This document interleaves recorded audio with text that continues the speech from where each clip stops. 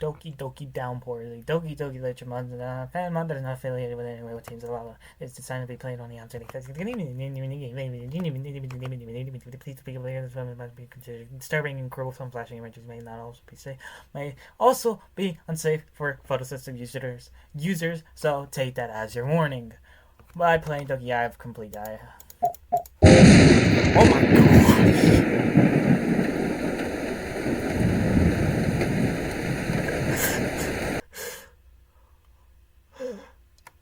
The Let's Play mode has been enabled automatically. This mode allows you to skip content that contains sensitive information and apply alternative story modes. Okay.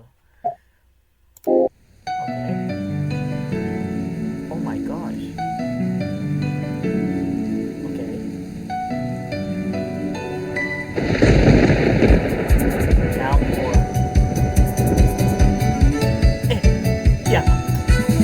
Morning at last, so I opened my eyes like any other day. A tie around my neck, and that's the last step. Time passes by and I'm in my homeroom class, holding my head up high. I take in Gosh, we're playing this without it because I like playing my games on full. If there's anything horrible, then I'll censor It's it. just your typical day that's carried in all the wind. I think I hear it calling me. I think I feel it waiting to be heard. But can I answer? I feel my heart is truly, but then I feel it once again. What in the enemy is this? Stars, it fills the sky. It flickers in the night. Next time I play this, don't worry, we'll put this. We'll let it play. I just have to change my settings.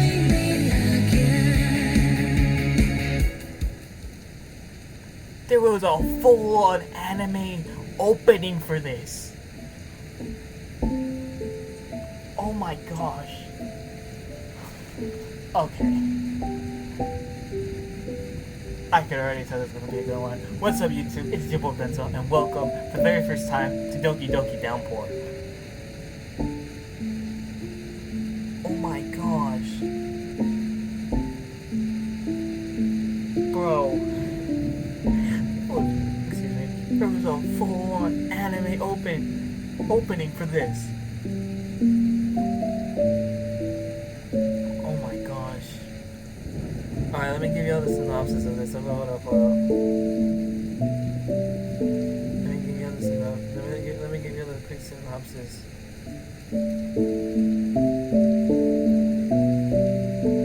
I'll give you the Doki mod description, and then I'll give you the one from Reddit. Into each heart, some rain must fall. A choice-heavy, route-based drama/romance mod that takes place amidst a never-ending rainfall. As a completely redesigned MC, meet the girls and new characters entirely, hang out with them, and try to puzzle out their complex, multi-layered inner psyches. Join the Village Club, make new friends, talk to people, listen to the problems, ignore the rain, help them ignore the rain. Make all of the right choices, ignore the rain, then you'll be happy, right? And then we'll get the one from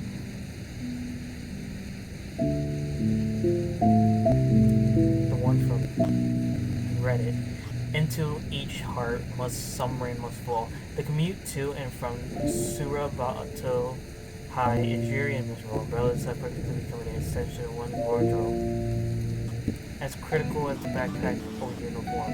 Lunch al fresco is out of the question. The rain against the windows. During class, lends an atmosphere of oppressive melancholy. Blue skies are now only the stuff of art and photography. The halls are packed with students listlessly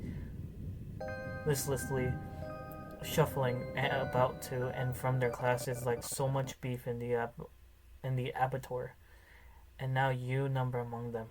You picked a fine time to transfer to Surabato High. The entire city is gripped in torrential rainfall that has lingered for over a week. Okay, I can't read with this. Alright, we're completely hitting new game. And then we can read. The entire city is gripped with torrential rainfall. Act 1, monochrome sky. Oh, there's music. That has lingered for over a week and shows no sign of stopping. The local government seems content that just to pretend that nothing is happening, so school goes on regardless. In this world of infinite choice, and somehow you always end up at the literature club, it is a flame that refuses to be snuffed. A singular place of warmth and comfort for those troubled and forlorn souls whose feelings can only be writ in ink. So when the rain soaks and chills you to the bone, and the sky casts a cloud of darkness around your heart, come to the literature club for hot tea, quiet reading, and company most pleasant. But remember that the rain falls on everyone. Share your heat with them, and they will share theirs. Is the literature club the only place where happiness can be found? Ooh. Structure 4 routes with 2 acts each.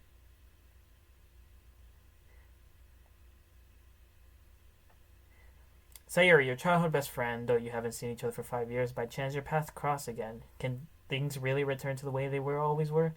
Natsuki, prove yourself worthy of her affection, and you will never find a more loyal friend. But it is the scorpion's nature to sting the frog, and she packs with so much venom in such a small frame. Yuri, though socially awkward, Yuri nonetheless carries herself with serene intelligence and grace. The more you know about her, however, the more you realize her life is balanced on a knife edge. Monica, star student of Surabato High and president of the literature club, she has connections all over the school and thus always seems to know more than she lets on. MC, that's you. Though highly intelligent and empathetic, he is an anxious, shrinking violet, unable to make idle chatter or say no to people. He's lucky he's pretty. With your help, perhaps he can gradually emerge from his shell. But be careful, not every new experience is a healthy one. Ooh. So I'm guessing we're not playing as MC this game.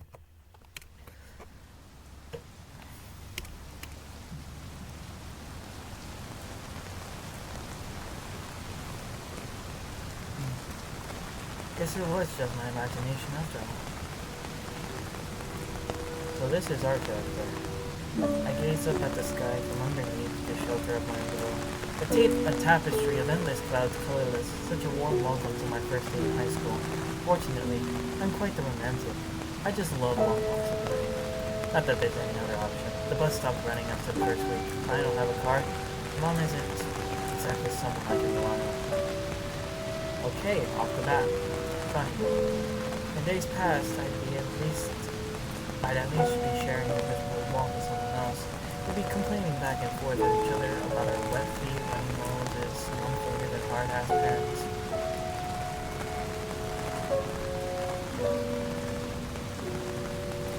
I wonder if I was happy back then.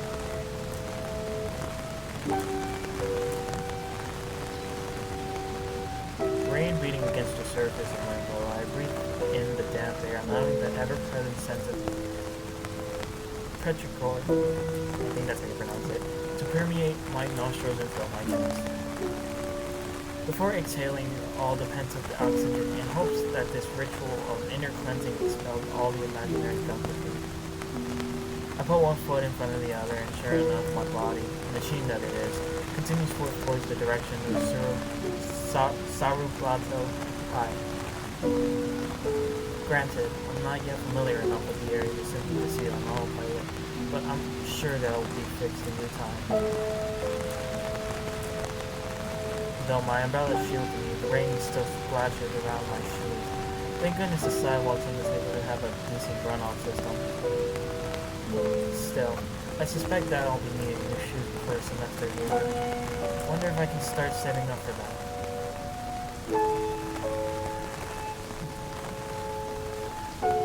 My reminiscences are interrupted by a petite figure walking ahead of me, whose silhouette is almost completely eclipsed by its umbrella. Strange. I thought it'd taken longer to start running into other people. Maybe we live in the same neighborhood. I don't know why I'm assuming they go to the same school as me. Ah, it's your outfit. So she does go to Sarabata High as well. Her hair is dyed bright pink. Her umbrella is pink as well.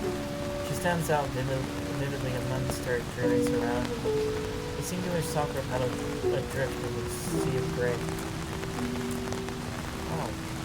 crap. I'm starting to catch up with her. Damn it. Why can't she just walk faster? There's not much room for the both of us on the skinny sidewalk either. No. Should I say hi to her? Or maybe I'd be best if I just simply passed her by without a word. I'm about to pass a pink-haired girl in front of me. I should... Let's greet her. Excuse me, miss. The pink-haired girl shoots me the nastiest scowl she can muster up. And maybe that's just a resting face. Power through my inhibitions and continue to speak. Hi. I noticed your uniform and, well, I thought you go to Sarabato High, right? She looks me up and down, taking note of my uniform as well, if I had to guess. I don't know you. You need to transfer or something? That's right. It's my first day. Yeah? Well, let me give you a word of advice, you kid.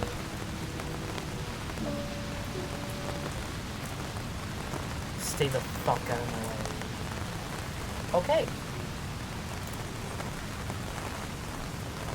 With a huff, she turns on her heel and continues onward while staying still and shun silence.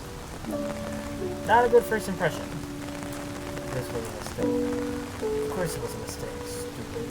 Why do you think some random girl you don't even know would want to talk to you?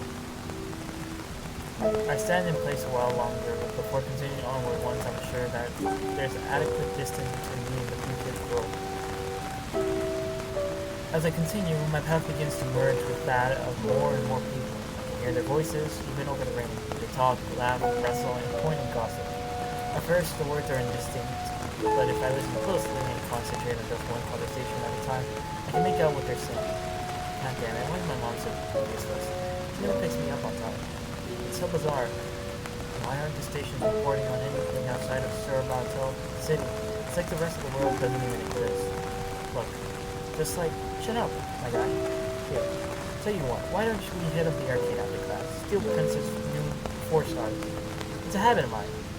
People watching. Now, look at them. How can they carry themselves? The kind of people they surround themselves with. I listen to little snippets of their life. And I write stories. Sometimes they're just little stories in my head. Maybe those fabrications formed by assumptions and circumstance. Not as quickly as they come. And sometimes I write them down.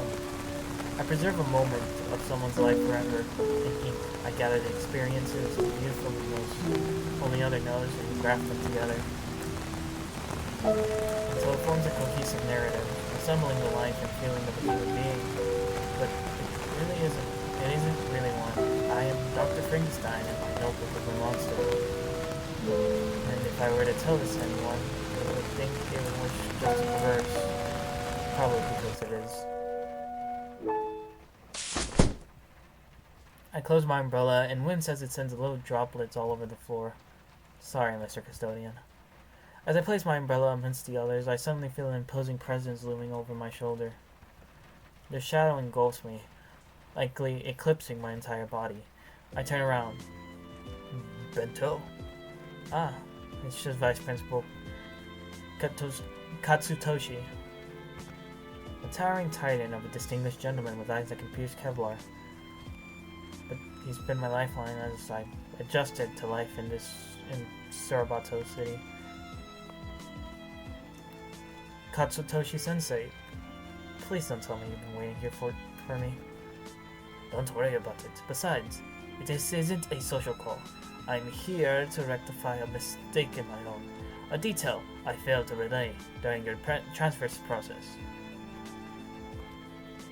It's one of the requirements of staying enrolled in Surabato High, a trifling maturity.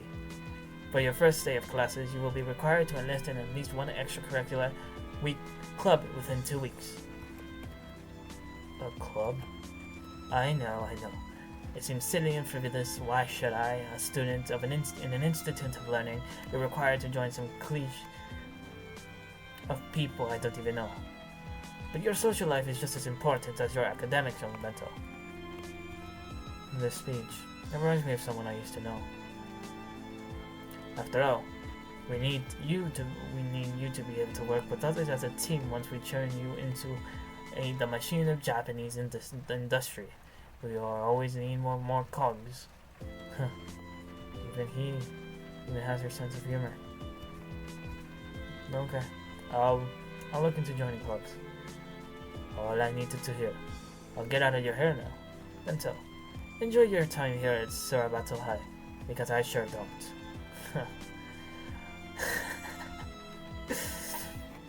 I smile and wave as he turns and heads deeper into the school. I wonder how much of his grumbling is really jokes. Join the club, huh? Well, I have 2 weeks to figure that out. It's a very gloomy atmosphere. Class 4C. That's mine. First class of the day is, of course, homeroom. I imagine they'll be announcing my transfer at this time. I wish they wouldn't. I wish I could just slip in as if I was always there. Could probably get away with it for a while too. I'm good at staying unnoticed, and if someone did notice, they'll probably just be like, huh, guess he was a... I'm stalling. Fine. Let's rip up the band-aid here and now. I take a deep breath, in through the nose, out through the mouth, and gently open the door.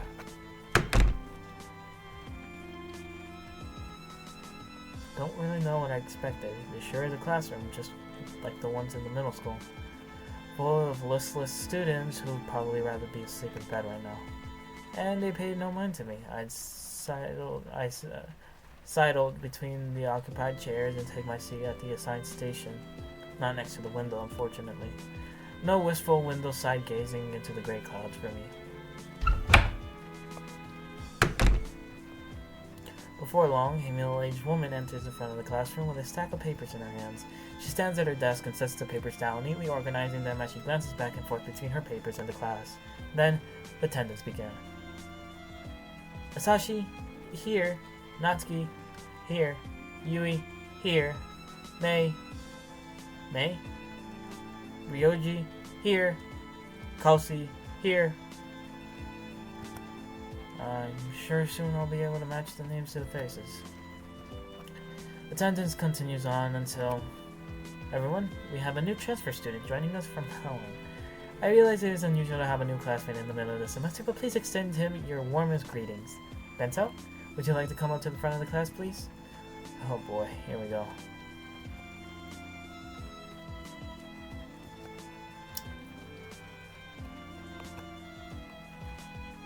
Go on, introduce yourself, she says, giving me a gentle pat on my shoulder. I gulp. In through the nose, out through the mouth. My name is Bento. Hi, Bento, the class says in unison, causing me to nearly jump out of my skin. I am a new transfer to your class. She already said that, dipshit. Sure, let's mention hobbies. What are my hobbies? I like video games and anime. Writing too. I do a lot of writing. And reading. Books. Not just manga or light novels. Wow. Way to sound like a snotty, pseudo-intelligent intellectual. How are you going to save this one, Bento? Not that there's anything wrong with enjoying manga or light novels. Really, I'll enjoy any medium of entertainment as long as... Really? Thank you for the introduction. I entrust myself in your care. I punctuate this final sentence with a deep bow, desperately hoping the sweat on my brow doesn't drip off. My statement and gesture are met with polite applause. Standing up straight, I notice a boy with long black hair in the back in the corner window seat, staring at me intensely. With my face having been thoroughly dyed in a deep shade of crimson, I return to my seat, avoiding eye contact with this class. The remainder of homeroom passed without incident. The usual administrative tasks were delegated to various students, thankfully not including me for now, and we were dismissed. However, as I was packing up my things... What the fuck? Okay, what are your voice going to be? Bento, hello. I come face to face with the boy I noticed eyeing me up earlier. Hi. My name is Kaze. I'm class representative for the freshmen. This kid's a first year? He looks so tall and mature. Am I in trouble? Goodness, no. I'm just here to offer you my help in getting you bearings. Later, at least. Right now, we both have classes to get to. Do you know the way to the cafeteria? We can meet there for lunch. From there, I can show you to any place you're curious about. What do you say? I'm getting a weird feeling off of Kuze.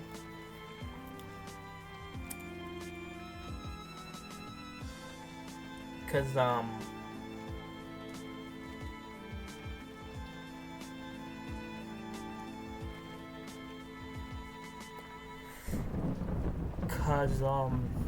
I don't know. Sorry, dog, I'll decline you. Staring down at my desk, I struggle to form the correct words for what I want to say. I don't... No pressure, of course. I didn't mean to push you into anything you're not comfortable with. I remain silently staring downwards, balling my fist up in my lap. I'll just see you around. Oh, please don't tell me you like me. Honestly, it might have been less painful to just go along with it. World History is my first class on Monday. From my home, study materials I believe would be at the rise of Japan's Keiretsu conglomerates.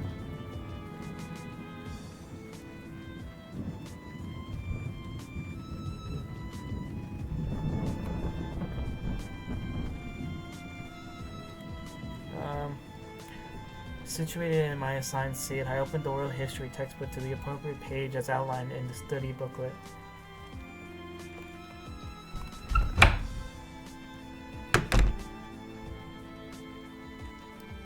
On the dot, an older, bespectacled gentleman enters and takes his place at the front of the class. Good news, everyone. The economy is booming. Following a light occupation and the partial dissolution of the Zaibatsu system, Japanese banks. I actually don't mind world history. There are so many stories to find that dig you deep. Stories of suffering, hardship, triumph, victory, and defeat. But by necessity, the classes are unusually too broad to ever dive into the actual human layers of each historical event. Maybe that's why people have a hard time with history. We're always given the perspective of kings and heroes, people we couldn't possibly relate to. Japanese class passed uneventfully. Honestly, I feel like a class that is super rudimentary by the time you're in high school. It's lunchtime. Now though, not that I packed any. With nothing else to do, I decided to explore the halls and create a mental map of the campus. The bustling throngs of students all funnel towards a particular direction, the cafeteria, if I had to guess. So there's no need to go that way.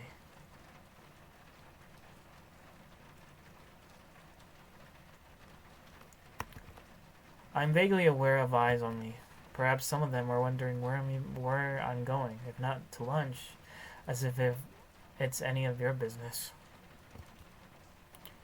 I continue to walk onward, my eyes glued to the floor. I wish you would all just go away. Ooh, a vending machine. I ought to make notes of where these are. I peer to my left and right down the halls, making sure no one sees me. Then I kneel down in the front of the machine, feeling around underneath it for spare change. Jackpot. Someone left a 100-yen coin underneath the machine. I peruse the snacks on offer inside the vending machine to see what 100 yen buys me.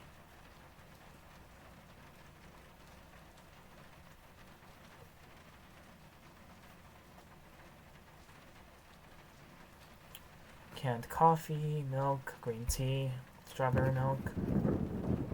Damn it. Cheapest thing here is 250 yen. And there's no actual food anyway. Oh well. I'll just save up for the next time. With a smile on my face, I turned to continue down the hall, only to stop in my tracks when I noticed something. Those stairs are barricaded off. Wonder why. The sign is flipped around to the blank side for some reason. I flip it around and it says, "Danger. Maintenance underway," in English. Why the hell is it in English? I flip the sign back around so as to not to leave trace of my trespass before continuing up the stairs. Yikes. That sign wasn't lying. These stairs desperately require maintenance, or at least the roof does. There's a leak up there and it's dripping down the stairs. Gross. I continue up the stairs, pressing my back against the wall as to avoid the dribbling from on high. Logically, there isn't really any point of exploring the rooftop, even if the door isn't locked. The rain renders it inhospitable. Still, curiosity drives me. After all, isn't the rooftop where lunches are had, friendships are affirmed, and confessions spoken? At least, that's how it works in anime.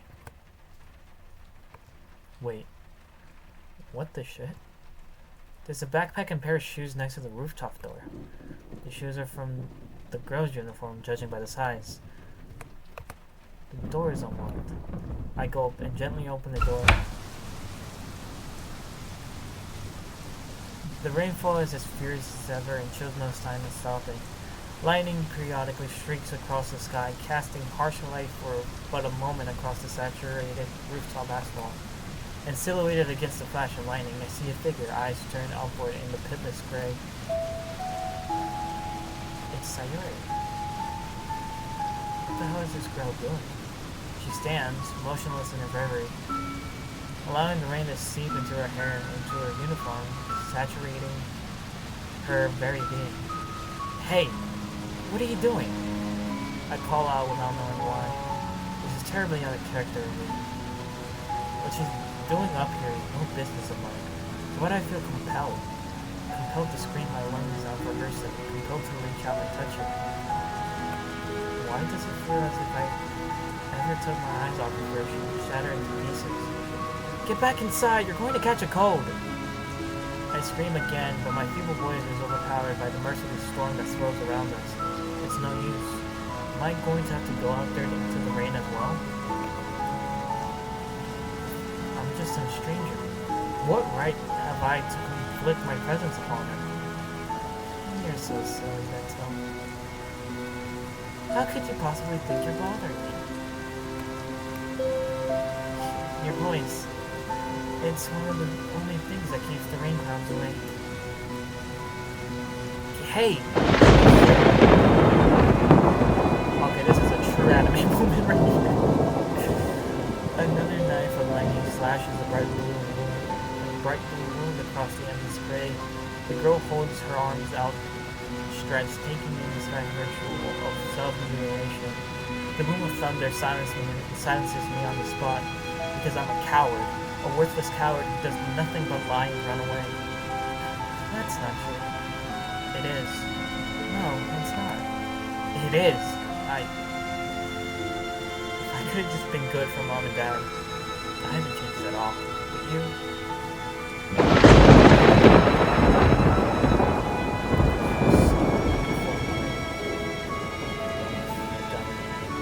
You can't lie to me. You've gotten so bad at lying. Hey, come back! Please come back.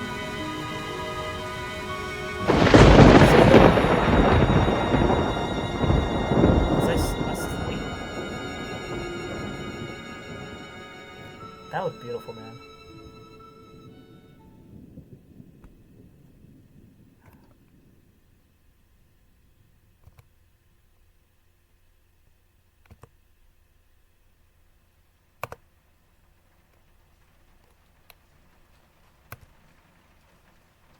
Please stop fidgeting.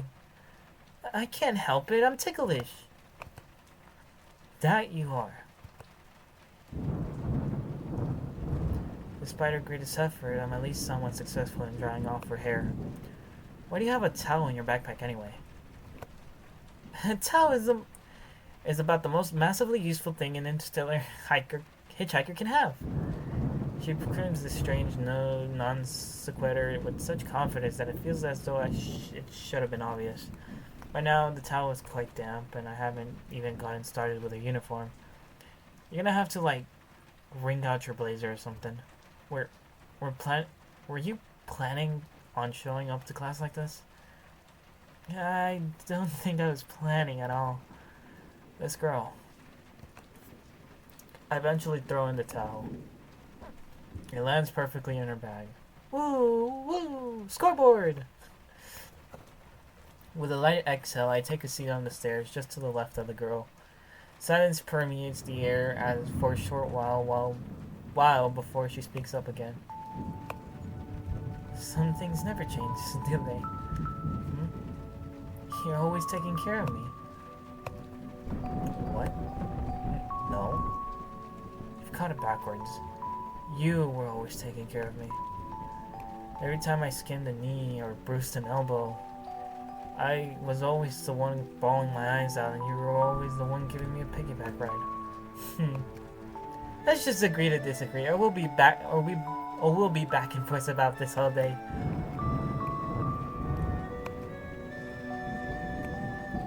Bro, this music is gonna make me shed a tear. You know, after that thing happened, I didn't think you'd also be leaving. Sayori, please. I'm sorry to be selfish, but I'm not ready to have this conversation yet. I'm sorry.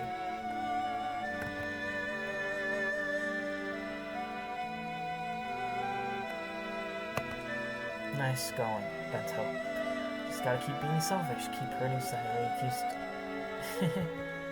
Guess I haven't unlocked your route yet.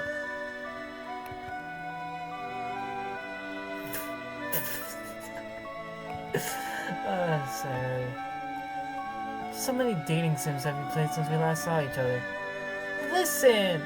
Countess Carmina has yet to find her ultimate true love. I need to make sure she lands that green-eyed pretty boy next.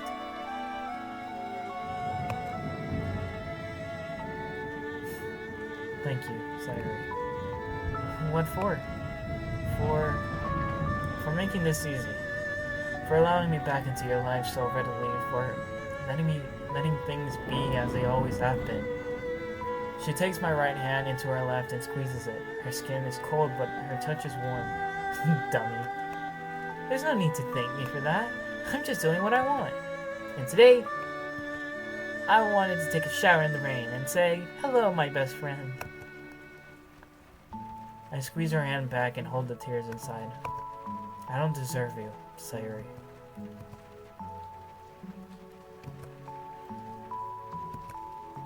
You should probably start heading to class. Class? Oh. Right. It all seems so distant now, compared to what just happened. What about you? You know I can't show up to class like this. Just go. It's your first day. You have a lot more to lose than me by being late. More to lose? Something about how she said that doesn't sit right with me, but I really can't articulate why. I can stay with you. No, Bento. He can't. Why? Why not? Because I'm not worth it, Bento. I'm not worth you missing half a day of school. What? How could you say something like that? You... Never say that. You are worth it. I'd skip a whole day if it meant knowing you're okay. My bad. I guess that was a very tactless way of saying that. I just don't want to be a burden to you. Dang it, that sounds even worse. I avert my eyes, balling my fist in my lap. Would you rather I was gone? Of course not, and you know it. Do I? I'm the one who's not worth... Fucking hell, Bento, don't finish that sentence. This isn't about you. Look, whether I stay or go is completely my decision, okay? But Whatever comes of it will be on me and only me. Sayuri's downcast expression tells me she doesn't believe my words. What? Okay, never mind, I won't read that. Shit. Alright, Bento. You had your fun. Now you really need to head off to class. Do I? She looks so sad. Do I even dare leave her alone like this? Soaking wet, playing hooky, downcast and lonely? But if I end up skipping class on my first day, that might make her feel even worse. I should... Ooh, okay. Now this is where we start getting to the choice heavy shit. Because in the mods I've played where it has choice base, going against what Sayuri has said, or any character has said, is tricky. Because both choices benefit the character, but in the end, it also has some sort of consequence.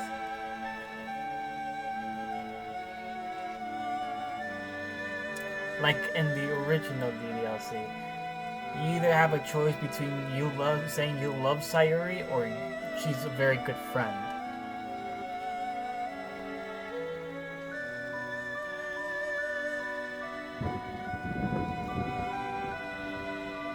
Saying you're a friend to her takes away the burden of her feeling like she's that much of a burden on you. But because she also has feelings for you, she does her thing. And if you say you love her, that burden on her feels too much. And since she doesn't want to be a burden to the player, she does her thing. So, both of these would benefit her. Going to class would make her feel less bad, but staying with her will also make her feel good.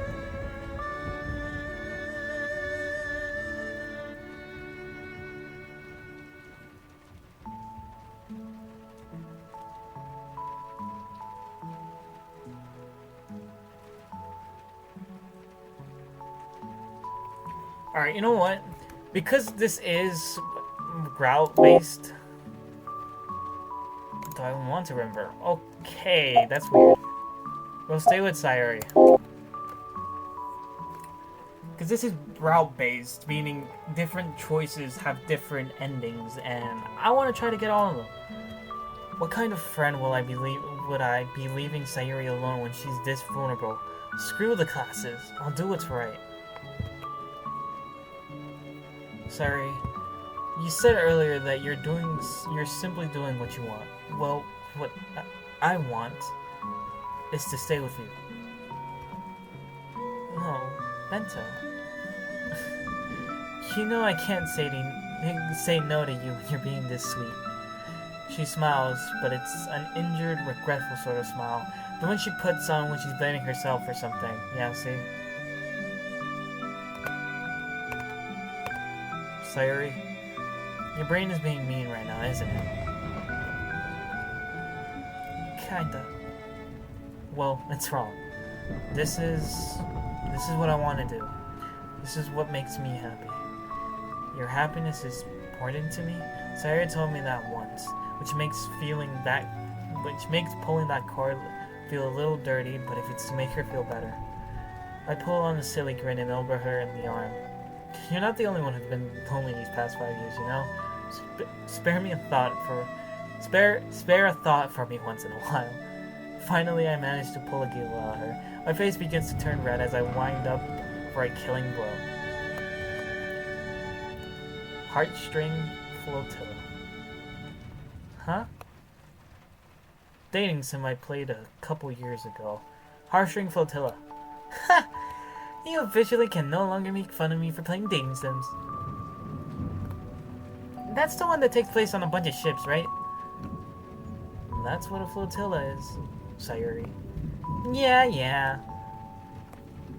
So, Who'd you go for? Fuck. I need to be careful how I answer this. If I told you, would you even know what I'm talking about? Of course! I want someone on me to play it. Now quit trying to worm your way out of this and answer the question. I went for a dependable ace leader, probably Monica, an intellectual but withdrawn scholar, Yuri, a bubbly, daring swashbuckler, Sayori, and an initially abrasive duchess, Natsuki.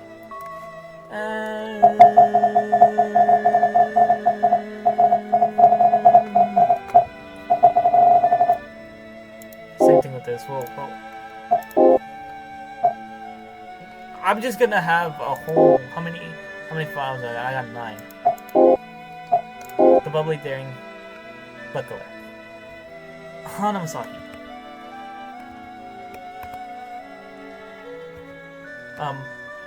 Nice try, but my brownie points are not won that easily, mister. I wasn't...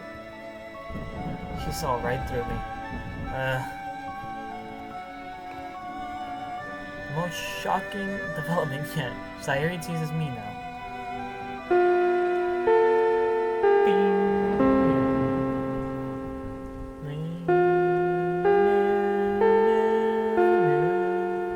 Yay! That's the closing bell. Guess I'm officially a delinquent now. Wow. We actually spent a half a day up here. Yeah. Guess we did.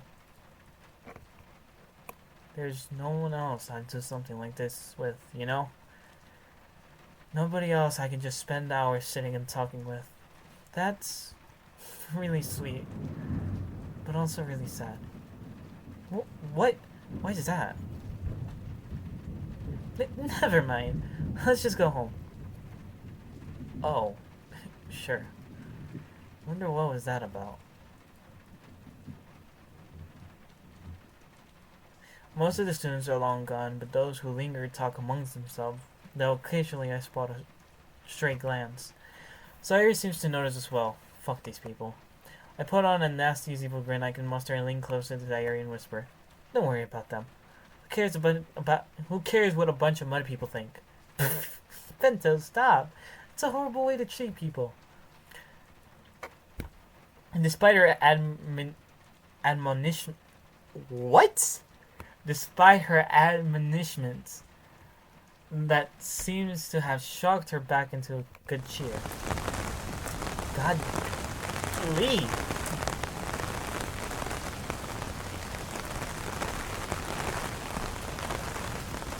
Hey, drow, I can't say that drow me.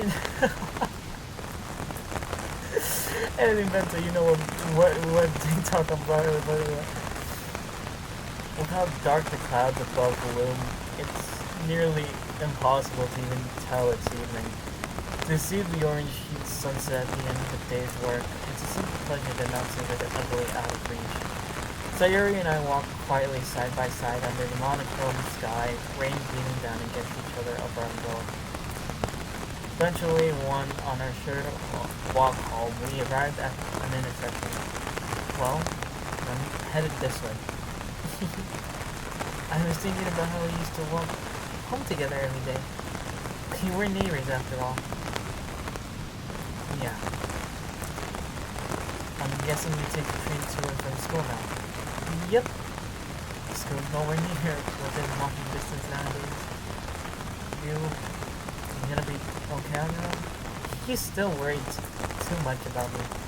Guess that much hasn't changed. Sayori fidgeted with her umbrella for a bit before finally speaking up again. Bento, tell me your phone number. Can't believe I didn't think of that. I kick myself mentally while I relay my mobile number to Sayori. Mental note written. I'll text you when I get home, okay? Sure. That sounds wonderful. I hope she remembers it correctly. Sayori smiles wider than I've seen her smile all day before she twirls on her right tiptoe and embarks on her way. Seeing her this happy, I can't help but feel I made the right decision. Eventually, my house comes into view. This neighborhood does not feel familiar to me.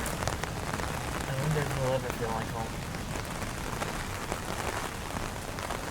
It is a very nice house, all things considered. I wonder how Mom even put together this scratch for it. I carefully slipped my shoes off, then rolled the socks off my feet. Much to their relief, even with the umbrella, my socks are considerably damp. And the umbrella is returned to its stand. I ball out my socks and take them with me so they can be thrown into the wash. Still no sign of Mom. Come to think of it, it's been a few days since I've last seen her. Not that I'm complaining. I'm not so needy that she's gotta be around all the time. I unwrap a loaf of sliced bread sitting on the counter. This old girl has lasted me almost a month, but she's down to her last 4 slices.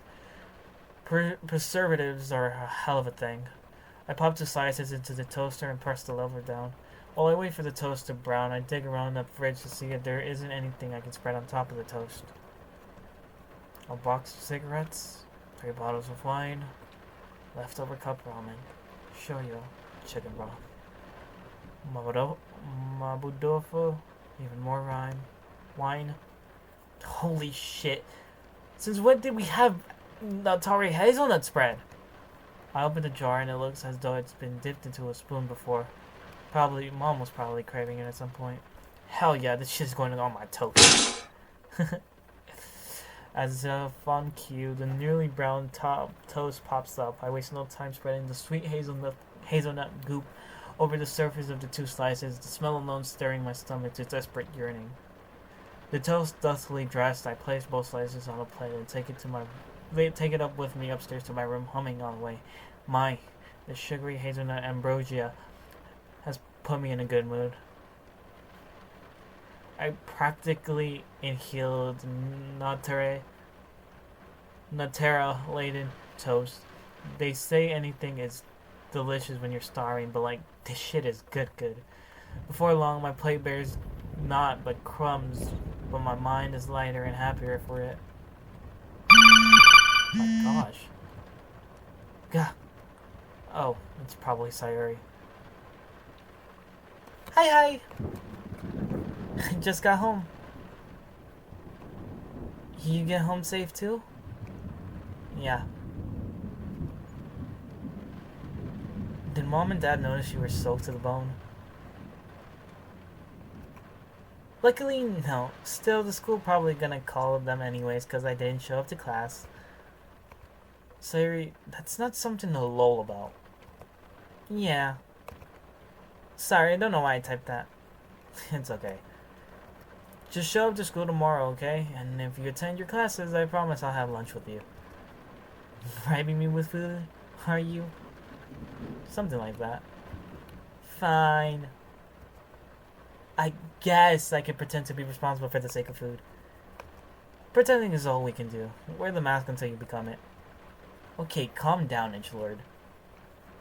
I should text her in the morning too, just to make sure she actually got out of bed. It'd be a good idea to knock out some homework before the day is done. English and Japanese homework should be fairly trivial. What worries me more is the math homework that's due tomorrow. Being that I started in the middle of the semester, it's not surprising that I have some homework to attend to before I've showed up to class for the first time. That being said, calculus is still a bitch and a half. These aren't the kind of tangents I'm used to. That's tomorrow's math homework done with. Fucker sure did put up a fight, though. Might as well get an early start on my world history homework.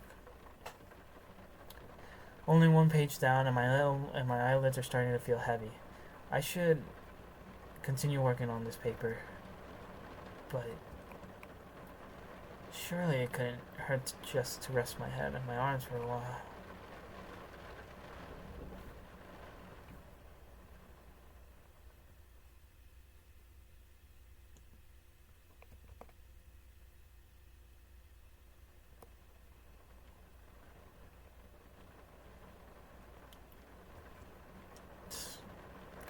Son of a bitch. I guess I should have seen that coming. What time is it even? I check my phone's clock and see it is well past 10. Shit. Must have been more tired than I thought. I still am, if I'm being honest. I should just wash up and go to bed for real. I rise up from my seat and fuck, my neck. Note to self: arms make an absolutely lousy pillow. I can't speak. I rinse my hands and brush my teeth over the sink. Ugh, still in my uniform. I just head downstairs for a glass of water and then change once I get back. Given how dark the house is, I rely on touch and muscle memory in order to navigate the kitchen. You know, there's nothing stopping me from grabbing a bottle of wine and drinking myself to sleep. Mom does it all the time. She'd probably notice if some of her wine went missing, though. I just fill a glass of water before heading back upstairs to my room. I snuggle under the covers and close my tired eyes. All becomes black and there is nothing left in the world save for me and the sound of rain against my window.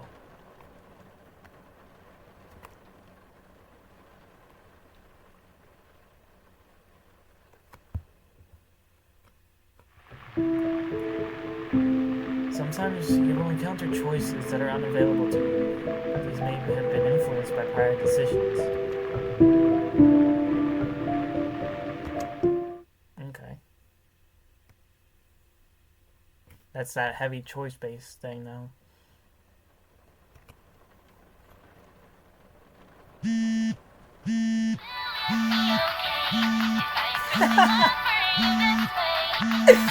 This is my ringtone. Eyes still closed, I felt around on my nightstand with my hand until a stray finger happened to land on the phone's stop button.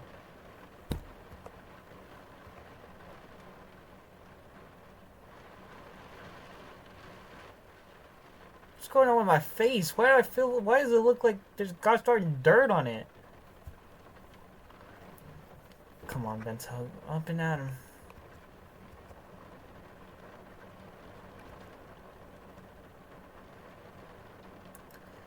It'd be so easy to just close my eyes again and sleep the day away. Most kids have adult figures in their life who would give them an earful for even entertaining the idea.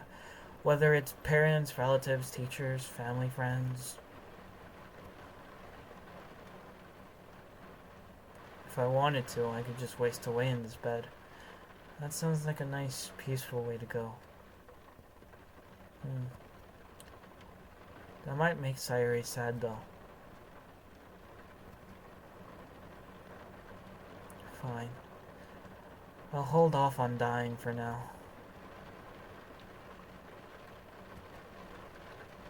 What the fuck? What's a bed in my uniform?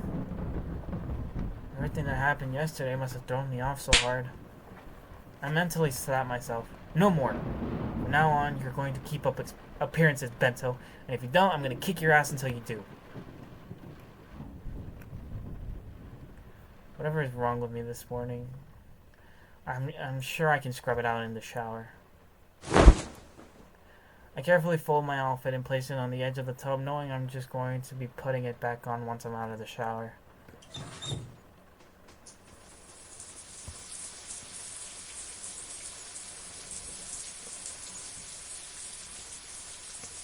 Oof. Okay, yeah. Nothing like a hot shower to shake off those morning blues. Let's see. Today's Tuesday, which means my classes are home economics, mathematics, statistics, and art. I'm actually quite looking forward to home ec. Obviously, I don't often get the opportunity to cook or bake for myself, but whenever I've tried, it's been a natural on it. Wonder what kind of stuff they'll have us make. I want cupcakes. Of course. I need to face the consequences of my actions before I do any such thing. After all, it was me who decided to stay out the stairwell with Sayuri. It was me who decided to ditch school. But no matter how many times I say that, Sayuri is still going to think it's her fault. I don't know what to do for you. Whatever happens next is on me and me alone.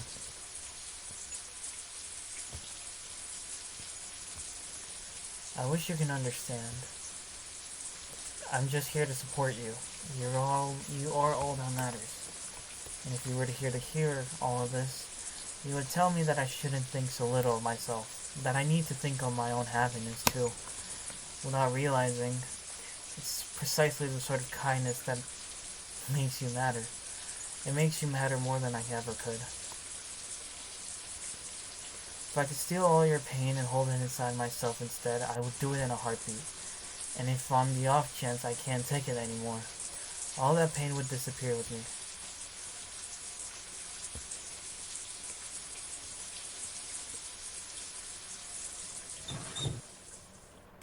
And those are my shower thoughts for the today. Damn you, long hair. Get dry already.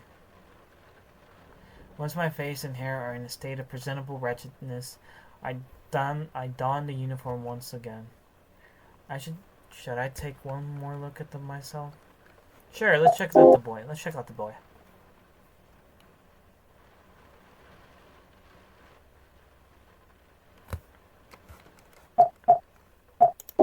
I want to smile. Oh, it allows me to do all of them. Neutral. Ah. I can do frowny things.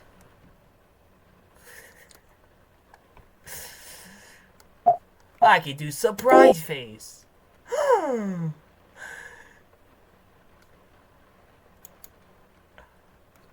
I can do a sad face. What is this line going across my eyes? Let's leave. I'm sure I look like $1,000,000 right now. I stop at the kitchen, leaning onto the countertop and tapping away on my phone. I need to shoot Sayuri a text to make sure that she's waking up. Make sure she's waking up on time. Actually, fuck it. I'll call her. I'll be her personal alarm clock if need be. Ring, ring, ring, ring, ring, ring, phone call, phone call, ring, ring, ring, ring, ring, ring, phone call, phone call. Come on, pick up. I knew it. Come on, Sayuri. Time to get up. Oh. Good morning, Bento. Good morning, Sayuri. Please, hurry up and get up. You're going to be late for school. 5 more minutes? You know how much I hate clinches? Fine, fine. I hear the ruffling and stirring of fabric on the other side. I'm getting up. You hear that? That's the sound of me getting up. Alright. Good. And you better show up to school today, or I'm going to be seriously pissed. You? Getting pissed? I'm tempted to skip just to see that. Sayuri. I'm being serious. I know. Thank you, Bento. Yeah. See you at lunch? Top of the stairs? As good a place as any, I guess. Talk to you then. Love you, Sayuri. Love you too, Bento. I'm sorry, did Sonic just run across my screen? That was a weird sound for hanging up. I run my hands through my hair. I hope she actually shows up to class. I check the time on my phone. It's only 6:30. Homework is at 7:30 and the walk to school is about 30 minutes. Which means I have about 20 minutes to kill. I should get an early start. I'd rather be off to school as soon as possible. I feel like watching TV is going to make me late. After slipping on my shoes, I subject myself to the airport full body pat-down treatment to make sure I didn't forget anything. Can't imagine any planes have been taking off lately, at least in this city. Once more into the breach. House is all locked up. Hopefully Mom didn't lose her keys somewhere. The sky falls as tears upon the surface upon the surface of my umbrella. The bereft heavens breathe cooling around my shoes and disappearing into the sewers sidewalk sewer breaks. What has happened to cause such sorrow in the world so out of reach? The death of a beloved god? Pity for the plight of us mortals? Perhaps the irony of eternity itself. Of course, no conclusive answer for Alfred. The men of science are baffled that the men of God continue to say doomsday in this crowded for thousands of years. If I were to venture a guess, the rain is a heavy and symbolic representation of existential grief, anguish, fear. A reflection of our generation's nihilistics, disillusionment with modern society. Manifesting as cold, merciless, the going on asks who's deserving and who's not. The only distinguishing factor being who has an umbrella and who doesn't. The have and happiness. A pitiless, dismal emptiness that soaks in the bone and lingers in the midst of everything, in the minds of even those sheltered feet. Well, what am I reading? But that would be an incredibly shitty metaphor, lacking any sort of subtlety or nuance.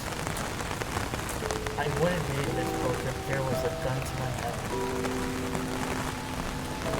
Real life is an awful story. I hate it. Oh. I start being careful over there. Stay the fuck out of my way. And I intend to do just that. I'm sure we'd both be happier if we never see each other again. But I guess this is going to have to be a thing every morning now, because often again, physical quick dance of avoidance. Once again, the shifting circle of human activity converges. The voices surround me, coalescing into an occasional stream of coherent thought, like so many alphabet notes. First, how can you see it? It's actually really fascinating. It's about this guy who finds this book that tells a future which at first is great, of course, but his life slowly starts getting flipped upside down on. Dude, did you hear about the crazy girl who birds out? I hear her boyfriend had to kill and get her. Keep class for the rest of the day just because of her. Kinda pisses me off that the school's guarding the reputation as perfect for freaks. I've been here for 2.5 years and only recently I've been seeing all of these. You know that new freshman kid? He's pretty cute. At least until he opens his mouth. Sometimes I enjoy listening to their voices. Tiny glimpses of life I've seen from the eyes of others, painting uniquely in their own thoughts, feelings, and experiences. But sometimes, the color they paint are ever so dark and dreary. Words of judgment, penned by unforgiving hands, venomous ink seeping directly in all it touches. What I'm trying to say is, gossip sucks. But that's a convenient sentiment for me, who exist on the fringes, where I part of the popular circles and all their spiteful games. I cannot say I'd be above rumor mongering myself. Close my umbrella, this time making sure to do so over the asphalt outside before placing it with the others. I open my locker and switch out my shoes, still nothing in the way of pranks. Good. After that entire debacle yesterday with my introduction, I had given hope on silently and invisibly fading into the background where none could reach me. But perhaps the kids at this school are less judgmental than I assumed, ironically making me the judgmental one.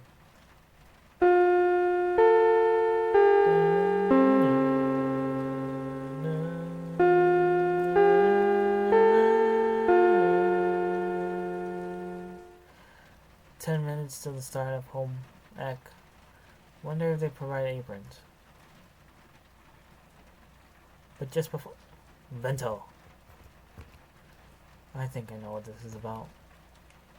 Yes, Katsutoshi-sensei? Come with me to my office. Without another word, Katsutoshi turns and begins power walking to the direction of his office. This is going to suck. Katutoshi's office is stern and austere, with only a few dull green plants lending any sort of color in the room. The sun filters feebly in from the rain-soaked windows. I've only been in this office once before. It's still just as intimidating in its well-meaning but clinical sterility. A reflection of a man who occupies it. I'm sure you know why you're here, Bento. I nod weakly, unable to meet his eyes with mine. He leans forward on his desk and tenses his finger, waiting patiently for me to summon the courage to verbalize my answer. I skipped a half a day's worth of classes. My fists tighten up in my lap.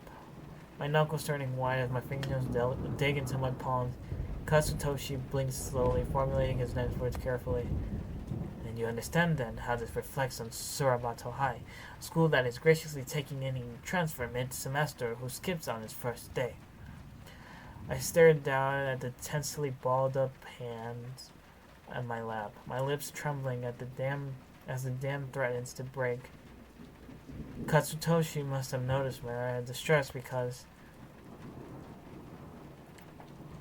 I'm not saying all of this to shame you or upset you. The board has bigger problems than one tardy student, and even if it didn't, smoothing things over with them would be a simple matter. I just want you to know what's happened. Why couldn't you make it to evening classes on your first day? I screw my eyes shut, my brain scrambling to think up of a logical excuse, but no matter what, I keep thinking about Sayuri, alone on the top of the stairs, soaked and shivering. You know I'm on your side, right? And I'm gonna lie, I'm not bringing Sayuri down with me. I was at the arcade. Any further attempts at an excuse dies in my throat as Katsutoshi raises an eyebrow.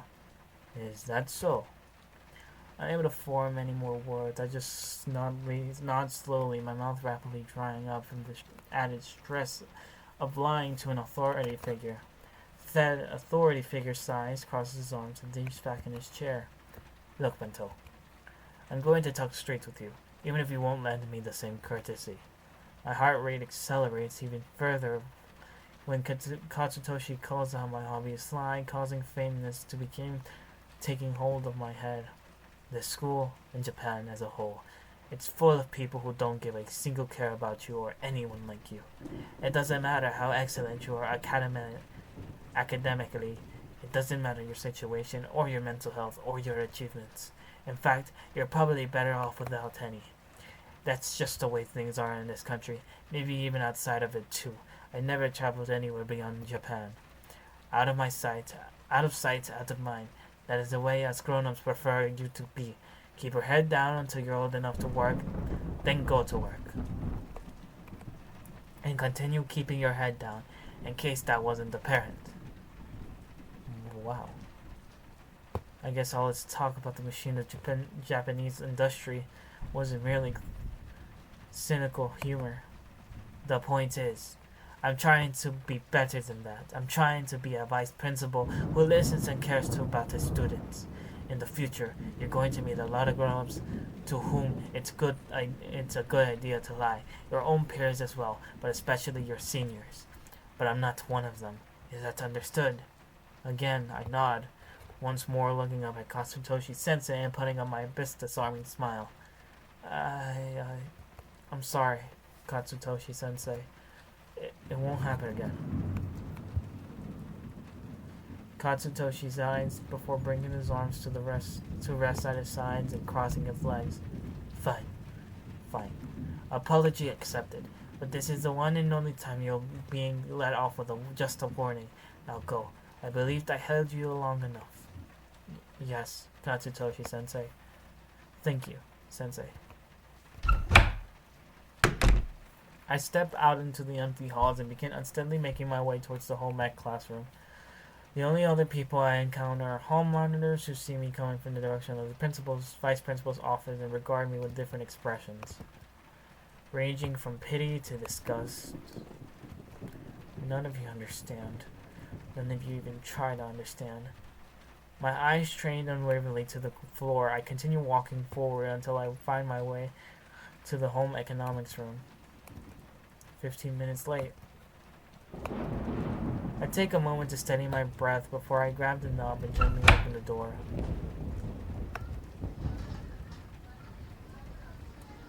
As soon as I enter, there are several pairs of eyes on me.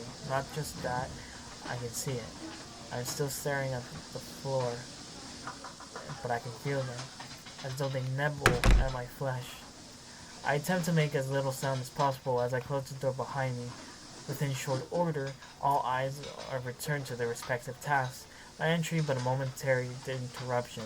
That's when I notice. This class is entirely made up of girls. As if I didn't stand out enough already. The normally appetizing scent of meat being grilled and pastries being baked only makes my stomach turn. I meekly approach one of the instructors and ask what activities are underway. After a moment's pause, I am directed towards a girl of short stature and hair dyed an outrageously bright pink. You gotta be fucking me. As if this day couldn't get any worse. After psyching myself up, I quietly advance towards the candy-colored man, his hands clutched tightly behind my back. The pint-sized past is completely engrossed in her work, whisking together dry ingredients such as flour, baking soda, and salt. I simply stand in place, waiting for my presence to be noticed. Finally, she turns around. Jesus!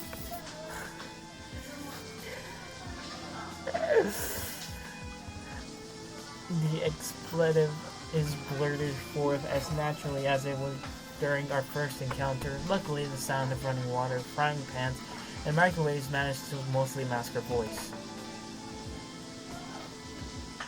Who the hell are you, and where the hell are you sneaking up on me? I'm barely able to string two words together in the face of her outburst. She seems ready to club me with a rolling pin, but instead... Hold on a sec. You were that stammering four-eyes that tried to chat me up on the way to school yesterday. Unable to form sentences, I resort instead to nodding my head frantically, my frowning lips stiff as stale bread. The pink-haired girl crosses her arms and huffs like a furious bull.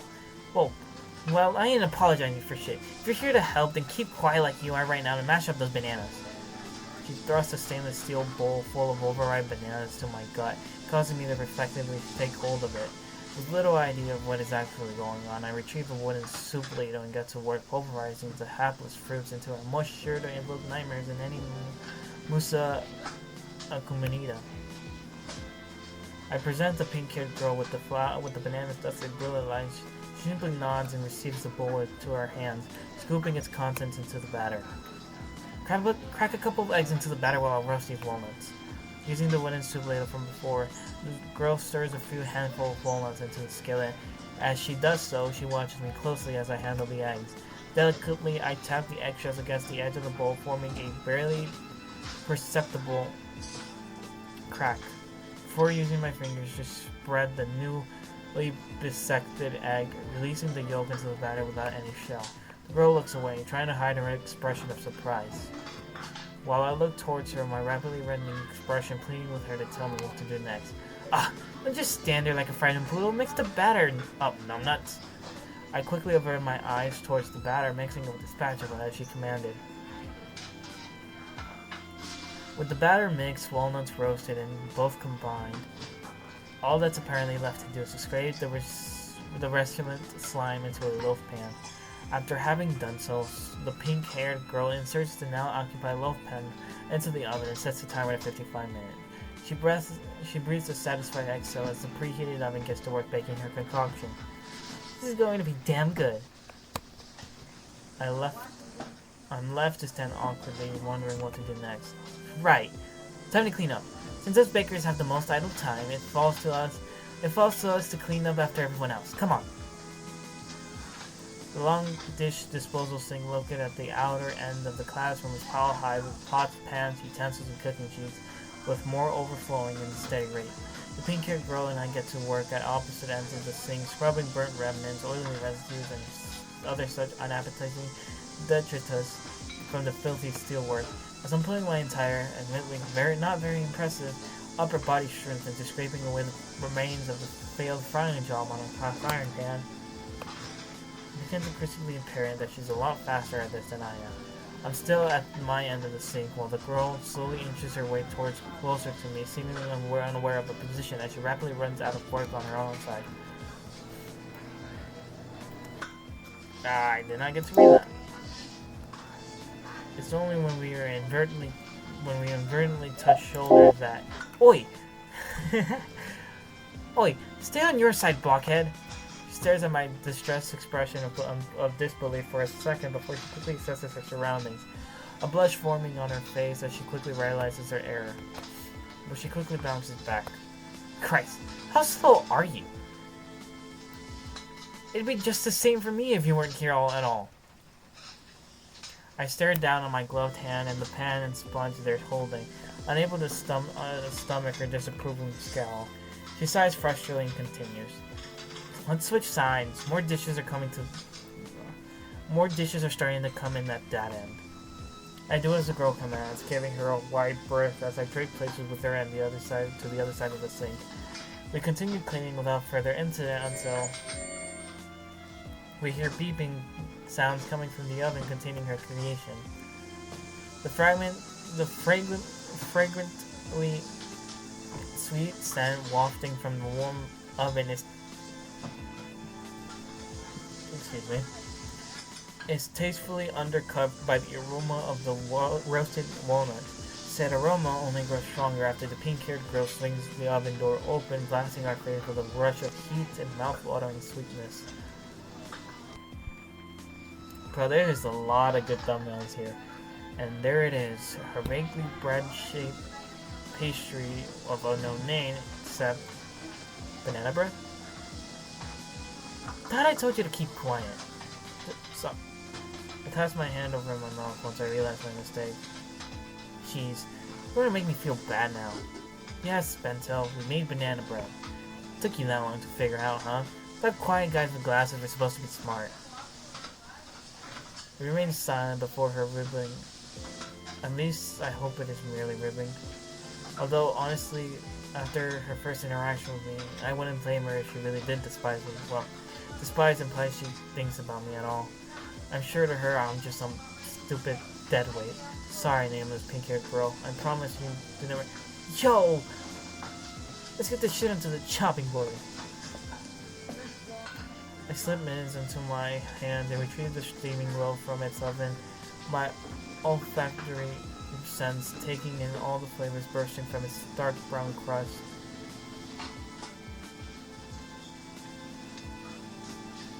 I flipped the loaf pan upside down over the chopping board and with a few shakes managed to deposit it gently into the wooden surface. The pink-haired girl already brandishes a bread knife, and if she wasn't so small, her frantic chomping would collapse the roof onto us. She wastes no time cutting into two thick slices from a sweetly fragrant loaf, the true expanse of its palate hitting my nostrils only after it's thusly perforated. Wow. Why does it look somewhat yellowish? More like a yellow green. I don't know. What a gorgeous specimen. The dark brown crust conceals a yellow cake-like texture within, which houses the mushed bananas and roast walnuts both.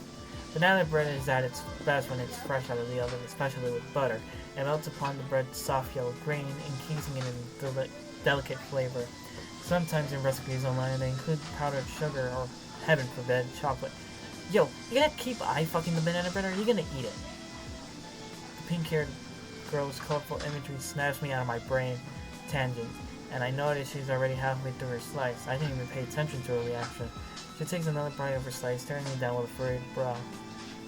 I come to a somewhat bold conclusion that she's giving me permission to try the banana bread myself.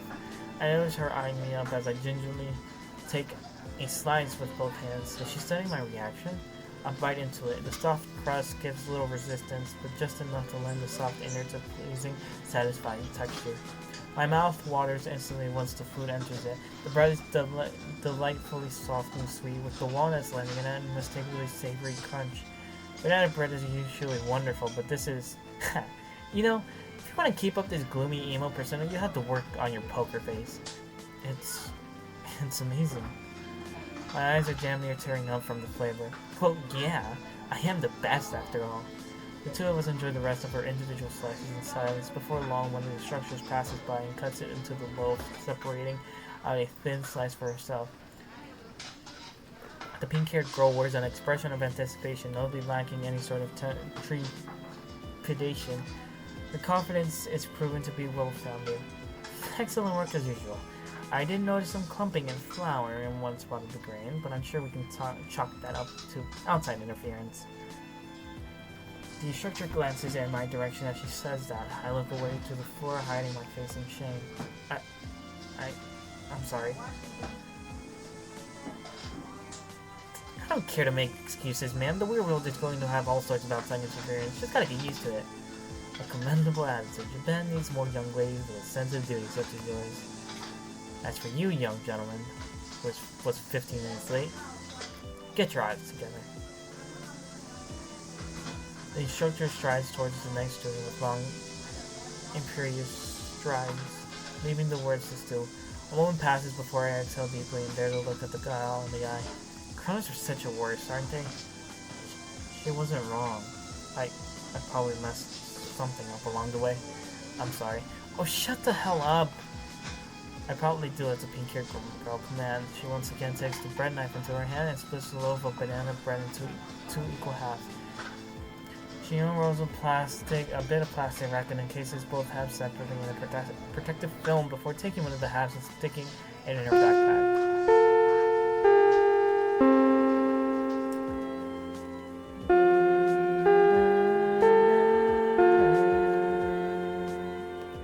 And that signals the end of the class. Home economics proved to be just as fun as I thought. For the most part, anyway. I sling my backpack over my shoulders and turn to silently leave Yo! This time, her outburst is audible to the entire class, shuffling out the door. Some turn to look, but most continue on. You're just gonna leave your half of the loaf? My face reddens and I scramble to say something half coherent. No, I couldn't possibly. Didn't I just tell you to shut the hell up here? The girl presents the other half of the banana bread loaf, her face a twisted image of frustration and disappointment. I hesitantly accept the offer. For some reason, neither of us can look each other in the eye as I stuff the banana bread into my backpack. But it's gonna get all smudged.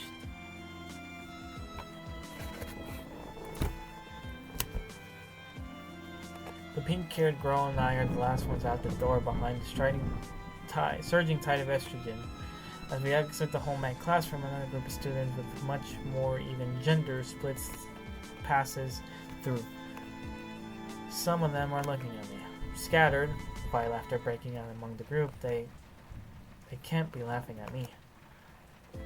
A heavy atmosphere of disquiet follows me as I make my way to the mathematics classroom, but as it turns out, that's not the only thing that's following me. Though I don't have the courage to speak up about it. The awkwardness continues to permeate the air as we walk silently side by side. Why? Why are you still here? Please just go away. Is that what I want to say to her? Instead, I just keep my head down and pretend she isn't there. This goes on for the next few minutes until... Christ, why are you so cold all of a sudden? Loud. You told me to shut up. What? That hurt your feelings? Give me the silent treatment now?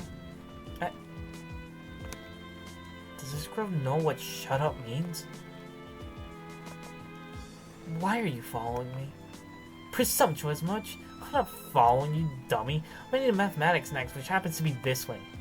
I'm also heading to mathematics. Oh, for fuck's... Don't tell me we should have this class too. Calculus. Jesus Christ, you fucking nerd. Name's Natsuki. I'm Bento. I know. See you around, princess. What a strange girl. Can't tell if she likes me or hates me. Which is bothersome because I'm usually good on picking up on those things. I think it's safer to on the side of she hates me. I'll just keep doing what she says and stay the fuck out of her way. I have my backpack and feel the weight of my half-loaf of banana bread inside it still. Maybe she is nice after all. As I ponder this, I came face to face with the door of the calculus classroom. As I enter the classroom, I can't help but notice all the different kids sitting here. They're only 2 or 3 years older than me, but they look so tall and self-assured. I check the seating chart and find that I actually have a window seat in this class. Yes! Too bad this is a class I actually need to pay attention in. A skinny old man in a plaid blazer comes hobbling to the front of the classroom, places the textbook down on the podium ever so gently, before stopping in place and taking a deep breath. Is this old man okay? Is he about to... Okay, I guess I'm not reading that. I didn't want to read that. Screw math.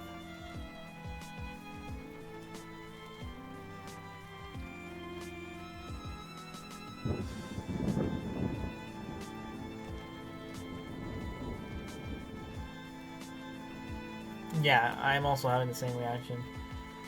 This goes on for the next 2 hours, with the instructor speaking with the speed and vigor of a man 1/4 of his age. I struggle to keep up with the whole time.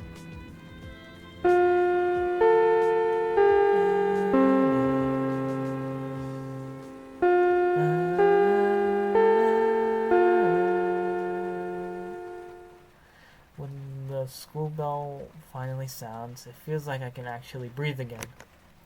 I fish the homework I completed yesterday out of my bag and place it in the pile on the instructor's desk. He offers a friendly, though weak nod. Seems this class is just as exhausting for him as it is for me, which is actually quite impressive on his part given his age. As I gather all my things and zip up my backpack, I'm left to wonder, how should I spend my lunch? With Sayuri, the hell? Without any need for prompting, I know exactly where I'm heading next. The stairwell with Sayuri and I reunited. I told her I would meet her at lunch. As I weave my way through the halls packed with the students, like sardines, I feel as though 100 eyes are on me. I keep my head down, my long hair covering most of my face. What is happening? Is it all in my head? Or all these... Are there really so many people with nothing better to look at?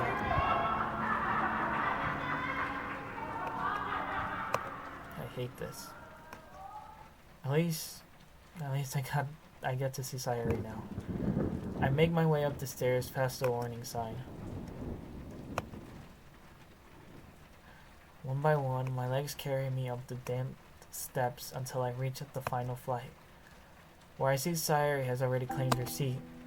My smile meets hers, but it is a smile so plainly complicated and conflicted, one laced with memories, happy ones and painful ones. I wish I could say I could tell what she's thinking with just a glance at her face, but I know even her eyes, the so-called windows to the soul, I know that the blue skies I see within them are just that, the sky, not even touching the surface. Hey! Yo. I take my seat to Sayuri's left. She digs through her bag until she procures a large ruby red cloth bag that matches splendidly with her bow. She sets the bag down in her lap before looking into my eyes with knowing concern all over her face. Have you eaten at home today? Yes. And did you bring lunch today? No. I had a big breakfast. Sayuri gently reaches her hand up to my forehead and flicks it with her index finger. I raise both my hands to cover the offended area in defense. Ow. You realize when you lie to me, it just makes me worry even more, right? My face reddens as my deception is exposed. You can fault me for trying. I nonetheless remain silent, my head averted in shame. Sayuri unties the red bag, opening it up and revealing 2 different bento boxes. One black with a cherry blossom pattern, and the other glazed chrome with a wood cover. I told Mom about how I met you again and for the first time in 5 years. You know what the first thing she did was? She finished packing my lunch, placed it in a bag, and without a word, she got started on the second box. Seeing how skinny you are, I think she made the right call. The heat in my face intensifies further and I clutch my arms tightly. This is awful. It's bad enough that Sayuri worries enough about me. but to burden her parents too? Whose heartache, as it is, I cannot even imagine. Sayuri and her family. They're real people with real problems. I have no right... She flicks my forehead again. Go away, rain clouds. Maybe that pink-haired girl is right. I do need to work on my poker face. After some more prodding on Sayuri's part, I eventually relented and accepted the chrome-colored pencil box. It feels cold in my hands and heavy. I left the light-colored wooden lid and fit the box snugly into its bottom, and behold the handiwork of Sayuri's mother. In one subdivision are 3 egg rolls, which fit perfectly into their little cubicle. In another are 4 tuna sushi rolls arranged in a square shape. I don't know why I'm enunciating so much. In the largest section are several teriyaki beef strips sprinkled with sesame seeds, atop a bed of spinach and bean sprouts. The second largest cubicle is devoted to a rice ball with small cuts of seaweed used to make it look like a character, Kokoro, from the popular animated movie of the same name. And finally, 2 boiled eggs cut in half and a small plastic container to show you. This is an amazing spread. This is... Thank you, Sayuri. Give your mom my thanks, too, would you?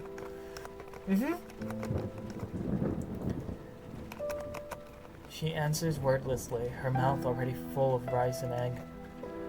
I begin digging into my bento box as well. It tastes about as delicious as I expected. The highlight is almost certainly the savory, slightly sweet teriyaki beef. I guess cooking skills aren't hereditary. Even the chopsticks are cute. The upper half painted with an image of a blue sky with puffy white clouds. Do you eat like this every day? Come on, Bento. What kind of question is that to ask a girl? Sorry. Forget I said anything. I do. Just about every day. My poor mom is stressing all the time about me not eating enough. Now I'm just another source of stress.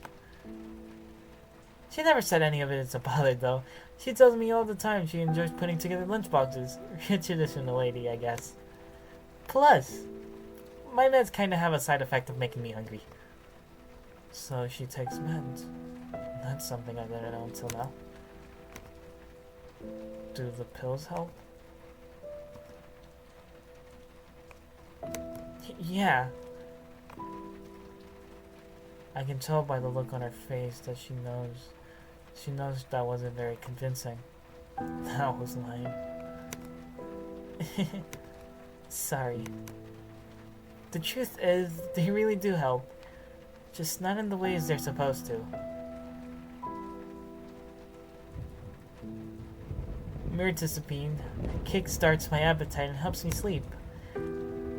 Sertraline is the weird one. All it does is make me tired and grumpy, so I take a few of those before bed instead in the morning like I'm supposed to.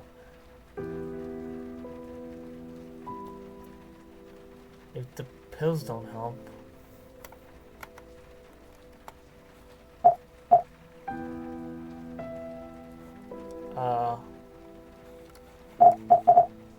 If the pills don't help...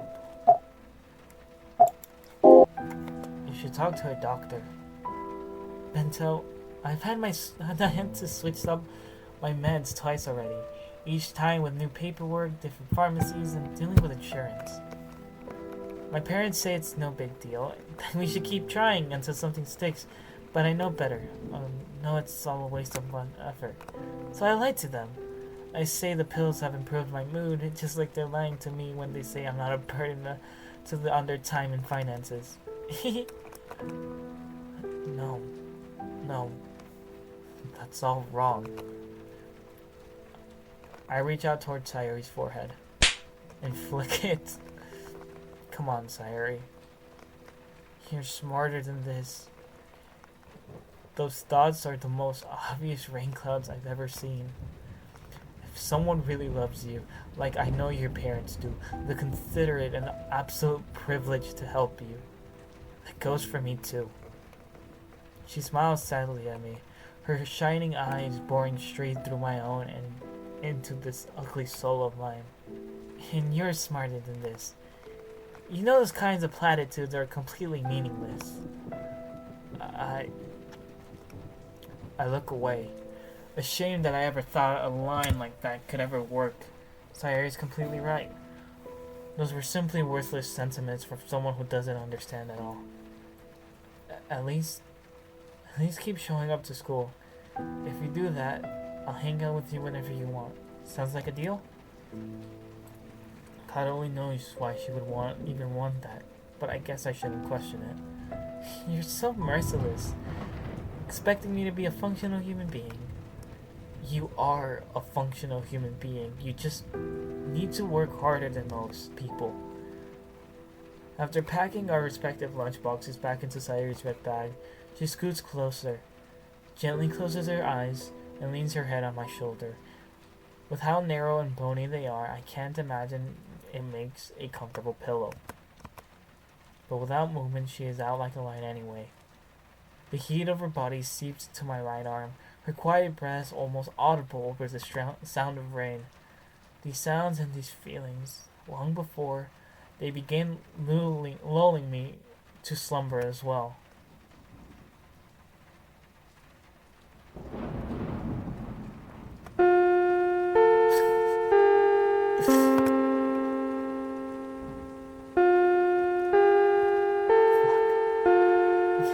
That food kind of cocked me out. We pull ourselves to our feet and throw our respective backpacks onto our shoulders before making the short trek down the damp and dingy stairs. Once we are at the bottom of the stairs, we continue to walk side by side until eventually our classes separate us. Do this again sometime? Yeah, of course. See you around, Sayori. Without another word, Sayori flashes me one more smile before making her way down the halls. Time for my one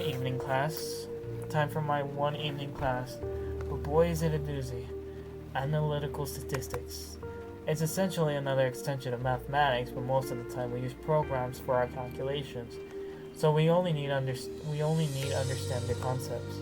Plus, the outputs are cool-looking graphs contextualized with qualitative data, so the dopamine hit from getting things right is much greater.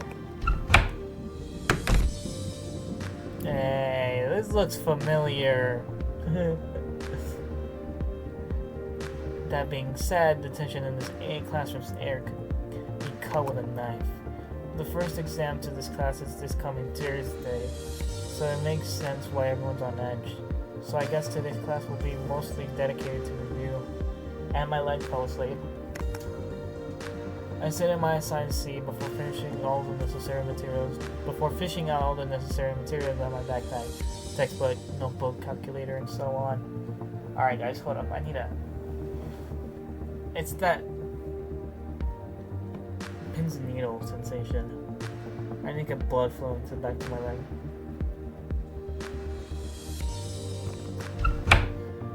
The teacher, a frumpy old woman with huge round glasses, arranges her papers on the podium before pulling out a remote and switching on the projector hanging on the ceiling. That's not the only thing high-tech about this classroom. Every seat is a workstation with its own PC and monitor, except it requires a password. The teacher looks at me for a moment, checks her papers, and then speaks. Bentel, why aren't you logged into your station? I didn't... Sorry. This is my first day in this class, and, Oh, I see. In the future, Bentil, please email IT for the password that you'll be using to log into this classroom. We use various programs, and you'll need one in order to follow along with the lecture and activities. Fortunately, today is just review for the exam. Yes, Kashiwagi-sensei. Thank you, Sensei. The teacher gives a grunt of acknowledgement as I breathed a sigh of relief, grateful this at least wasn't grounds for a reprimand.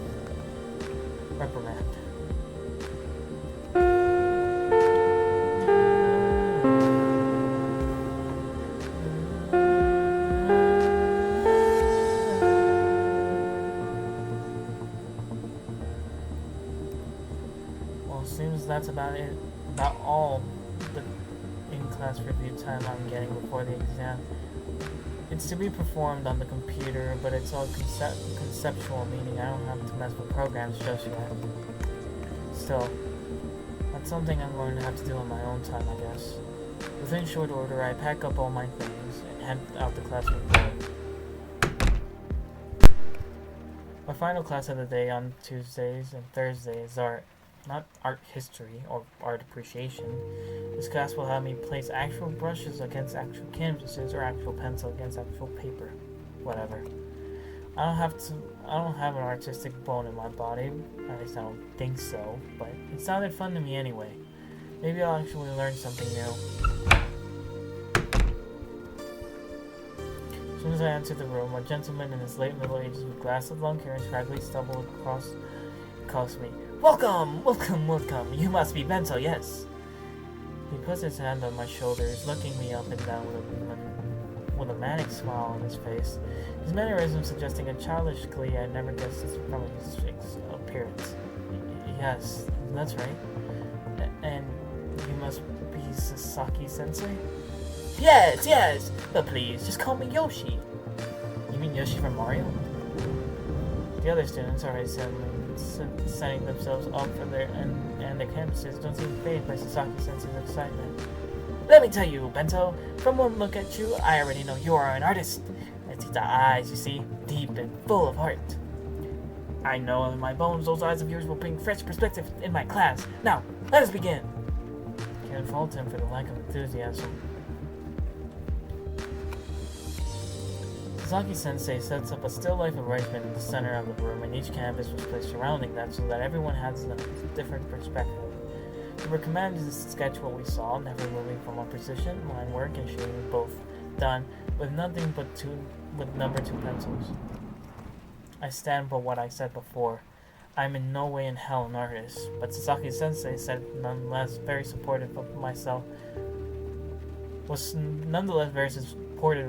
the others. He commented that technical skill can be learned with exhaustive practice. He simply wanted to see if we had the soul for art, whatever the fuck that means.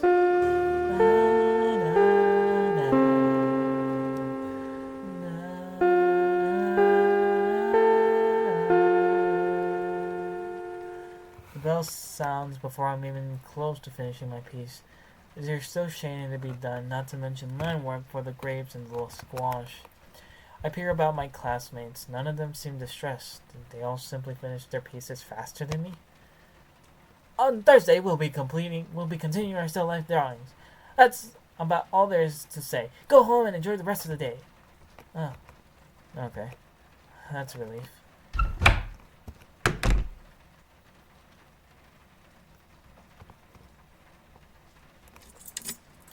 When I retrieve my sneakers from my locker, I notice they still haven't fully dried yet from this morning. Lovely.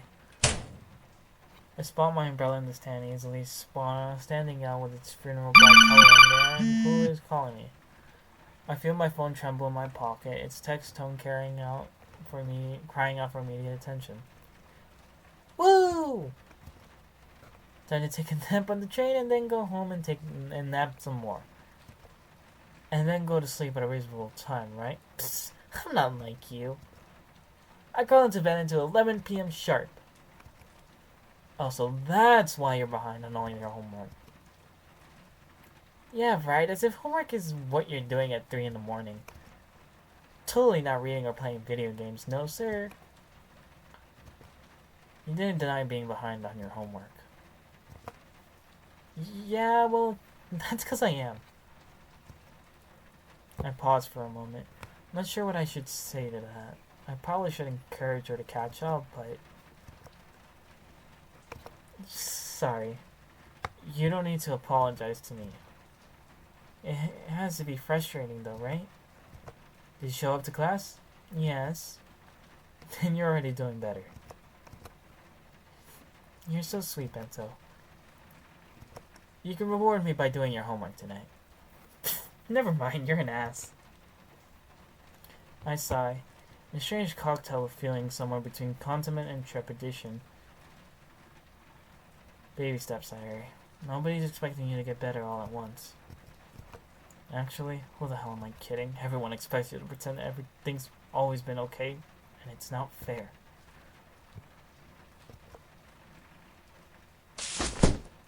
My umbrella, my own and only bulwark against the falling clouds.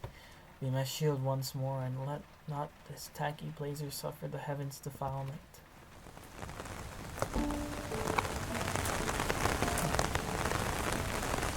The crowd, once followed through the Downpour, once again spread out into their own friend groups, couples and publics, surrounded by throngs of peering sense of that.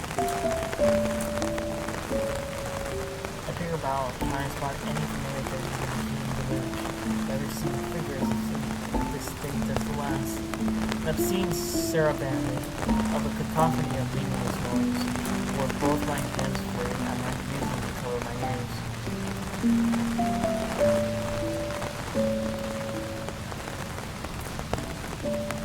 sign of that mouse girl. Wonder if right now she's ahead of me, behind me. Yeah, it hits me. It's part of the color of this school. It's entirely possible she's at hers right now. Pretty pointless to speculate about some woman girl.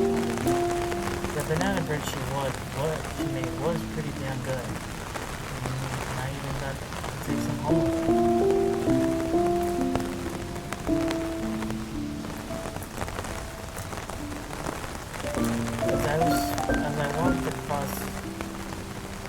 As I walked the crisscrossing residential streets, a tiny thought hit me. I don't want to go home just yet. So I take a different turn, towards the direction of Surabaya City's downtown area. Wretched weather for a walk in the spring, but it's not like it's getting any better anytime soon.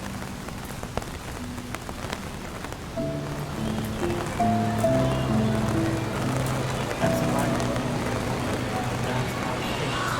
Umbrella over my eyes and the sight and the sounds. Towering great skyscrapers and big super optical mirrors and giant bridge tops. Pointing out as if they're totally honest. But what's the last time I've seen her just crossing the other side of the noise without coming into the ranks of the door and lasting and energetic communism. I think that's how I want my show to work. I realize that's I had to bounce back my mind back into the conversation. They almost said, they're not into something.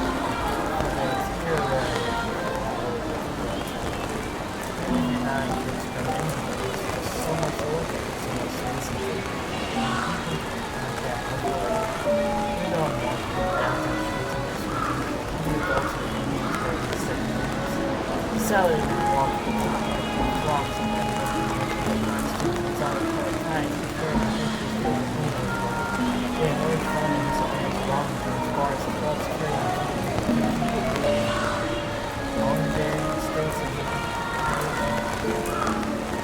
the younger folk, high school seniors and college students, have I had to guess, read about expensive fashion and the billowing sunglasses and fox leather jackets. There's so much of their lives. There's so much going on in their lives. There's some dumb kid in school uniform on the register. And that is some incredible thing. I wish I could do that. But at the very least, I can do it now. Pretend for a fleeting moment that I belong in this world with people in comfort, rest in a beautiful motion. Find some place to sit. No more shelter from me. Kind of. The Surabaya line is that I have a stop not far from here. Train stations are pretty much like the authentic bus stop where people want to look for loitering, right?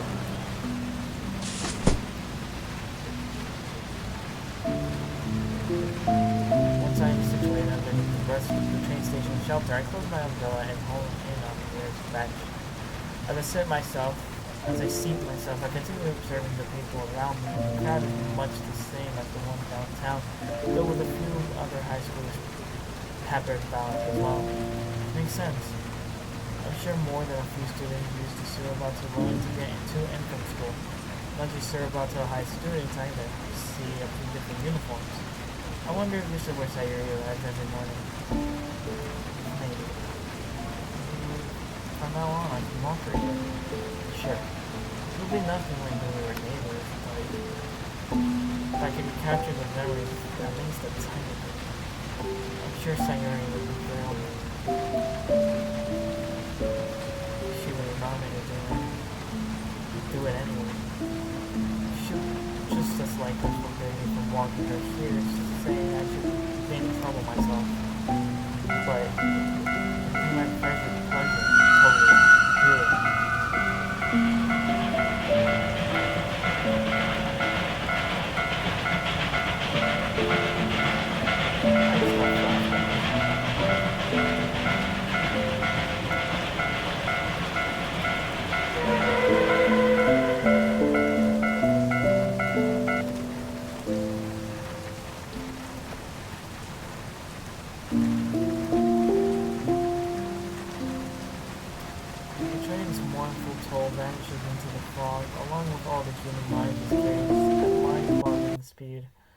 To think that Sayuri now lives so far away that she needs to ride on one of these.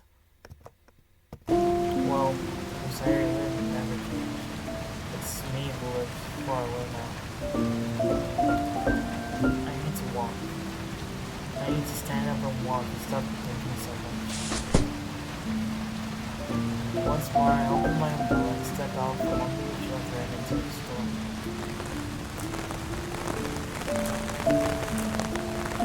Funny how that works, isn't it? I go for a walk to clear my head and to get away from all the stress and unhappy thoughts, and somehow I always get to go negative. I gotta talk to Sarah when I go back to the house. See if I can make arrangements for after school. I want things to be the way they used to be. Days at the neighborhood has been walking sort of about my life and all. Gotta be one of my age around here, right? Apparently there's that Natsuki girl, since I keep seeing her ahead of me during the walk to school. But aside from her, see, I think you can just go door to door and be like, hey, you wanna be friends or something? That only works when you're young. But one time it did work, I wasn't the one doing it. Sorry, I wonder, were we happy back then? Just not really worked. If not for the abundance of drainage grates along the sidewalk, the walkway to the house and the would be small like that. Thank the Lord this is where the tax man goes. Once I am safely underneath the veranda cover, I close my umbrella, insert my house key through a long twist, and gently open the door.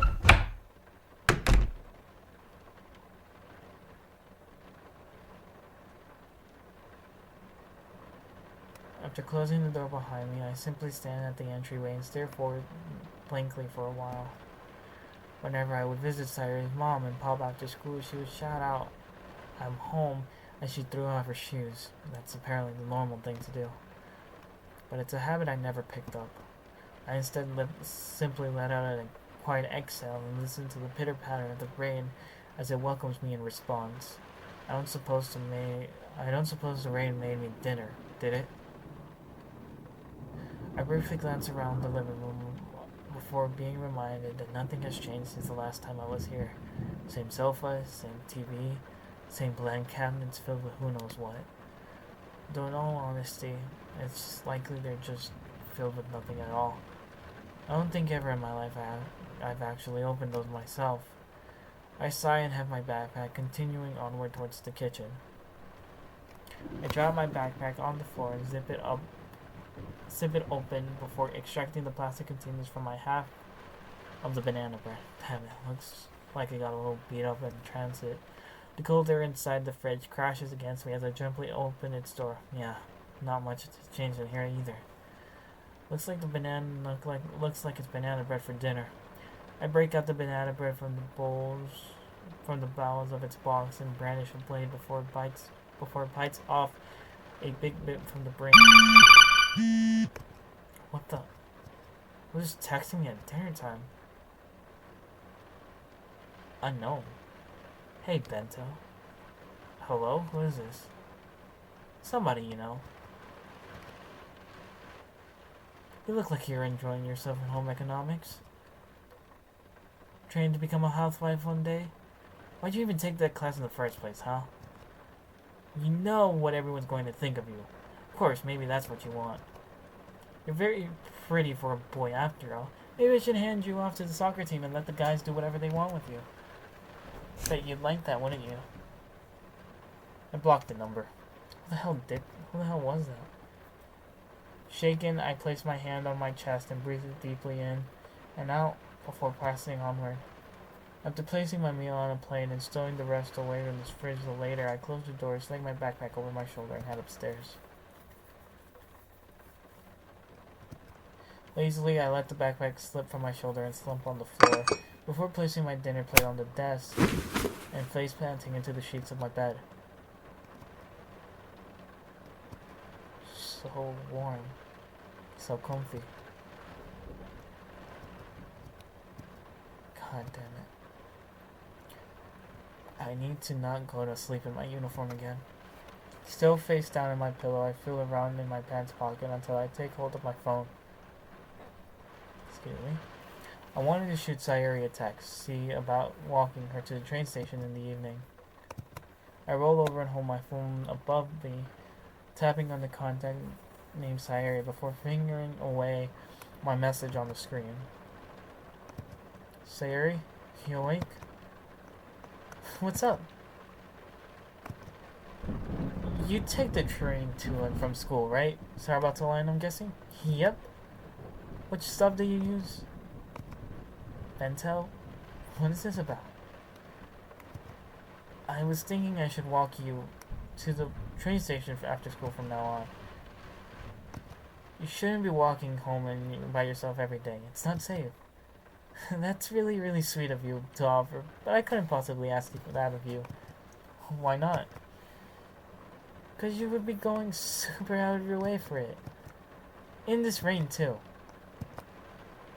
And then after I get on the train, I guess what happens then, smart guy? What? Then you have to walk all the way back home. Much farther distance at that. By yourself. Which I seem to recall you saying it's not safe. I insist. No, Bento. She's obviously doesn't want to be around you and is being nice about it. Just some fucking grace for once. Oh!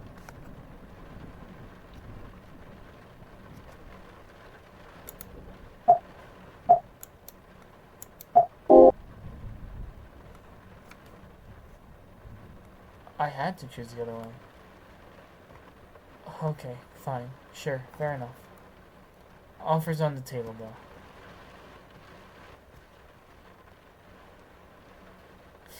Move back to your old place and we won't have this dilemma. No. There's no reason to go dumping all that on her now. In this housing market, as if. What's your new place like anyway? If it's that close to downtown, it's gonna be pretty bougie, right? No idea how mom even managed to swing this, to be honest. Gotta send you some pics sometimes. This place is huge. I bet there was a meth lab in the basement or something that brought the valley down. Ooh, you should go down there searching. You should go searching down there. Maybe they left something behind a crawl space. So you're supposed to scold me for saying stupid shit like that. Why would I scold you for discovering a potential revenue stream? Though I am disappointed she didn't agree with the whole walking home together thing, I suppose I should be thanking I should be thankful we can continue talking like this, making dumb jokes, playfully scolding one another. It's more than I should ever dare to hope for. Don't have any outstanding homework that needs to be doing. I took care of most of that yesterday, and my history paper isn't due till Monday. Given the progress I've already made on it, that isn't incredibly urgent. I could start studying for my stats exam, but I don't feel like it. So instead, I power on my Gamecast machine and search through the shelf of stacked boxes, each decorated with colorful, eye-catching art. Reverend Odyssey, The Forsaken Prince, Eastward Bound, Tatakai Sengoku, don't know that river no more. Soul and Swords 3, hell yeah.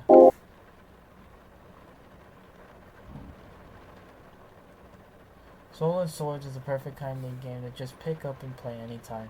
Since it's a fighting game, I can hop on arcade mode and start beating up some bots.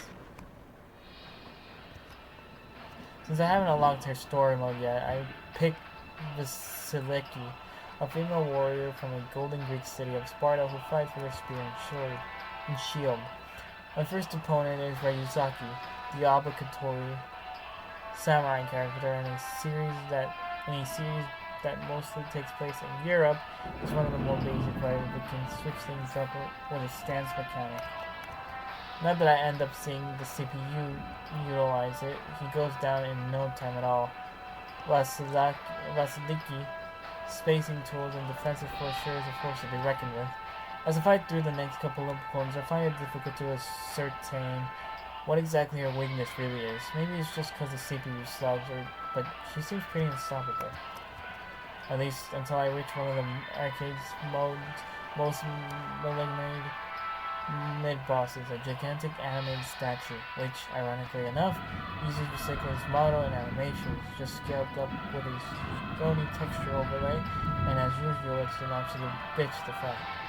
Its vertical attacks are easy enough to sidestep using able movements, but it's the horizontal attacks that I can't figure out the counterplay to, especially when its weapon is a long-ass spear.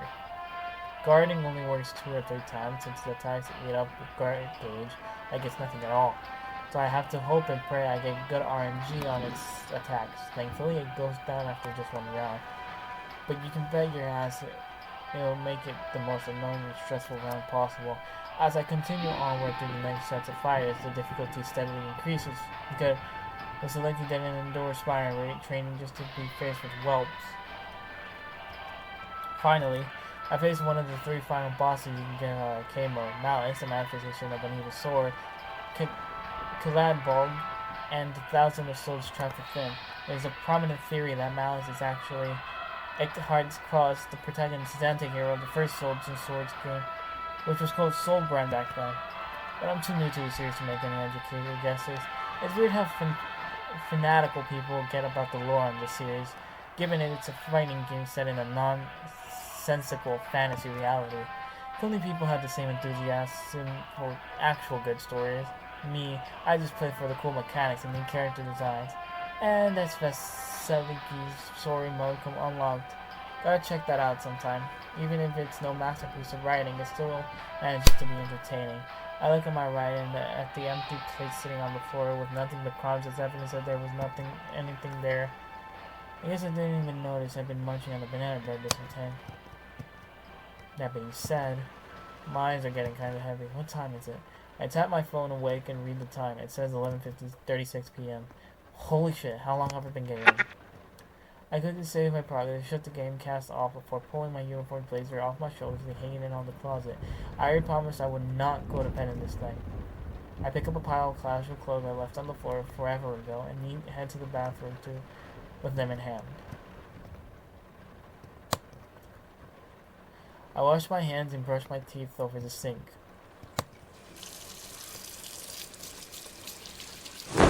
And strip out of my uniform. I take a moment to look myself in the mirror. I don't know what sorry it meant. If anything, I could stand to lose a bit of weight. And all of a sudden, it feels like as though a knife had been lodged into my stomach. It's a strange, disquieting mix of boiling pain and the stirring buzz of a hornet's nest. Without thinking, I throw the toilet lid up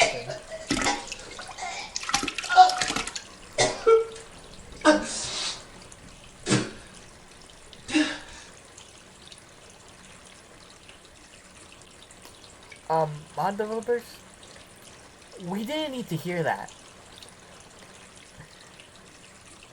And promptly empty my guts into the bowl. Why am I looking at this? No. Not this shit already. It's my second day of high school. God damn it. I stared down at my own reflection swirling about in the lazy, shifting cloud of semi-solid vomitous. Why am I like this?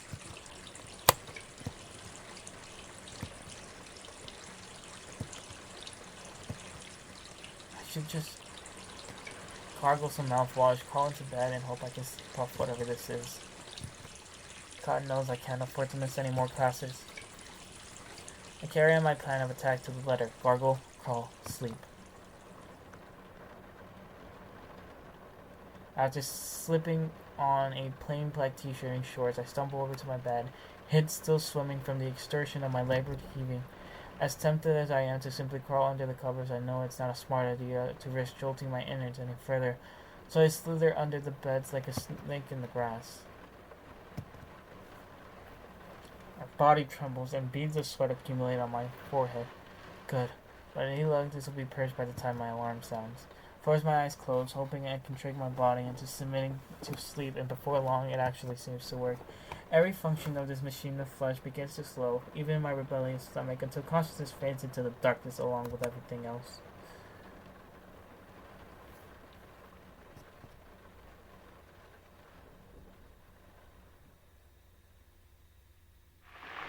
We avoid social situations, so we feel more isolated, obviously. And that is true.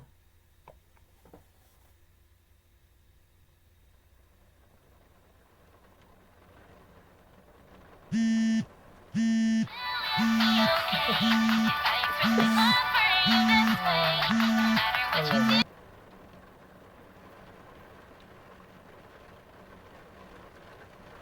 Be silent, phone of mine.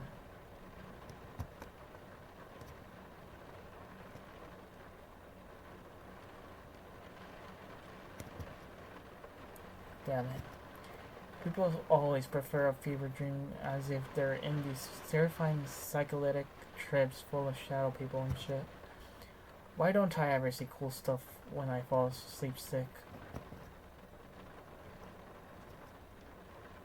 I shift in my shades, slowly, deliberating, testing the waters. I feel like hell, of course. That much is nothing unusual, but my restless gut is an added variable. Luckily, it seems like a full night's sleep did the trick. My body is once again returned to a state of tolerable dysfunction. Though, it still feels like a block of lead as I crawl out from under the covers and stumble to my feet. But at least my innards don't feel like molten lead.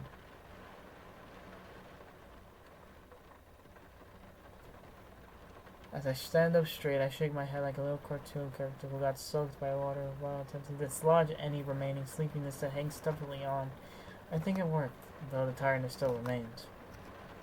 My mouth gapes wide in a prolonged, eye-watering yawn as I open my closet doors to fetch the various pieces of my school uniform. I wonder if Mom's old iron still works. The blazer could use once over. And there's no time for that right now. My uniform draped over my alarm, I exhale heavily before shuffling towards the bathroom for the next part of my morning routine.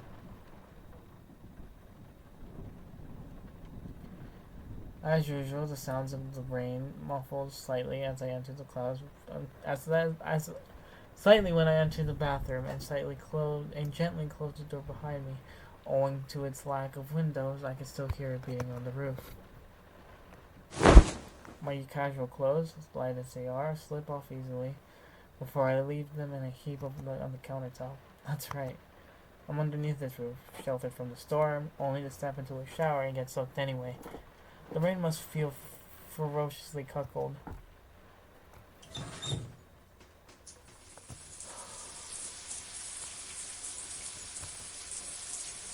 Alright, what are today's shower thoughts? Yeah, that's the stuff. The water's not hot enough unless the flesh is sloughing off my back. So it's Wednesday. Today's classes for history, Japanese, chemistry, and English. Oh, and homeroom, of course.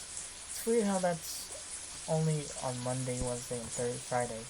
In middle school, every day started with homeroom. Wonder how common this is in high school. The Sabato line passed through our old neighborhood as well. Every evening we would come to the train crossing, listen to the warning bell, and watch it streak like a steel comet. The air would rush against us, sending our clothes and our hair in a wild flutter, and we would just laugh, spread our arms, and feel the force crashing into our tiny bodies. It was a challenge of sorts to see if we could stay on our feet, an impossible one at first for the both of us, and even still we would get back off and laugh it off. But as we grew little by little, it got easier. Our bodies became heavier, and we became more nimble on our feet. But even still, it got easier. I still kept falling down. While Sayuri eventually stood firm against the rushing wind every single day without fail. She would smile and laugh and proclaim herself strongest girl of all time. Tease me a little, but within moments she would always offer her hand to help me up. But I was always too proud and too red in the face to actually take it. I had no way of knowing, no idea that in a couple years I would go anything for a single touch of warm sunshine. Sayuri, I don't know why you seem to have given up on yourself, but I promise, I haven't given up on you. I'm going to keep at it. I'm gonna keep bugging you and nagging you to take care of yourself. It might get a little annoying, so I apologize in advance, but I promise, one day you're going to see yourself the way I see you. That heroine standing defiantly against the wind, a glowing golden sunset.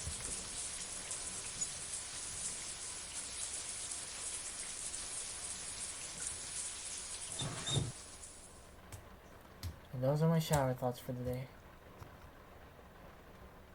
With each brush of the towel against my soaked flesh, a tiny army of little water droplets are swept away. Absolute slaughter. They greatly underestimated the lengths I would go to become dry. Once fully cleansed and comfortably dry, I cover myself with the uniform one piece at a time. Pants, button-up shirt, tie, sweater, blazer. Should I take one more look at myself? And we will.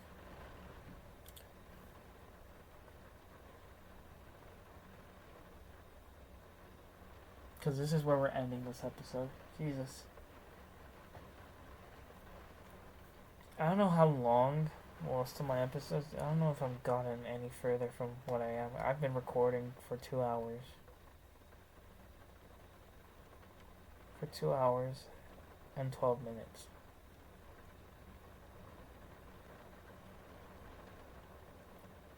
This one is a very, nice, slow type of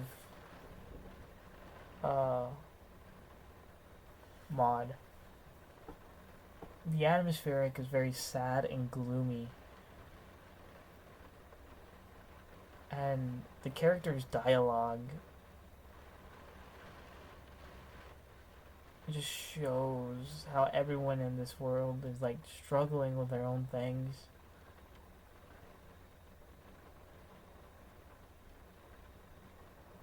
And I like how much attention they put to that.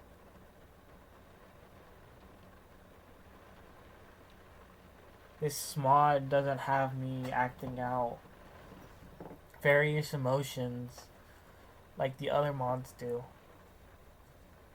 This one I can just soft talk it, I guess, if that makes sense.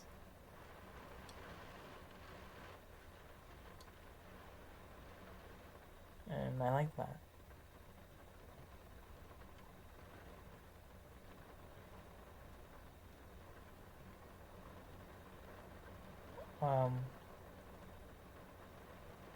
Definitely gonna come back. Definitely gonna make part 2 on this.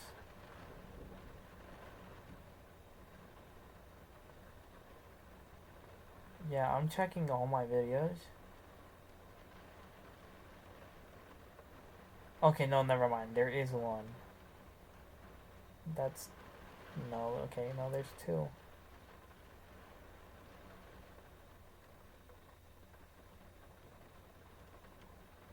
Okay, never mind, I do have a few. The first 3 parts of Exit Music Redux. Hitting 2, almost 3 hours. Last part of I'm Alive. And the last part of Triple Trouble. And then the other ones are... or maybe 30 or less. But anyways. Yeah, this is very nice, calming mod.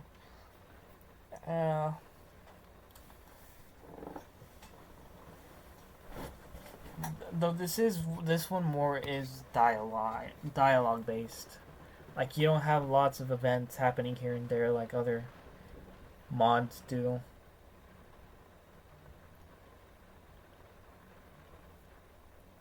So yeah.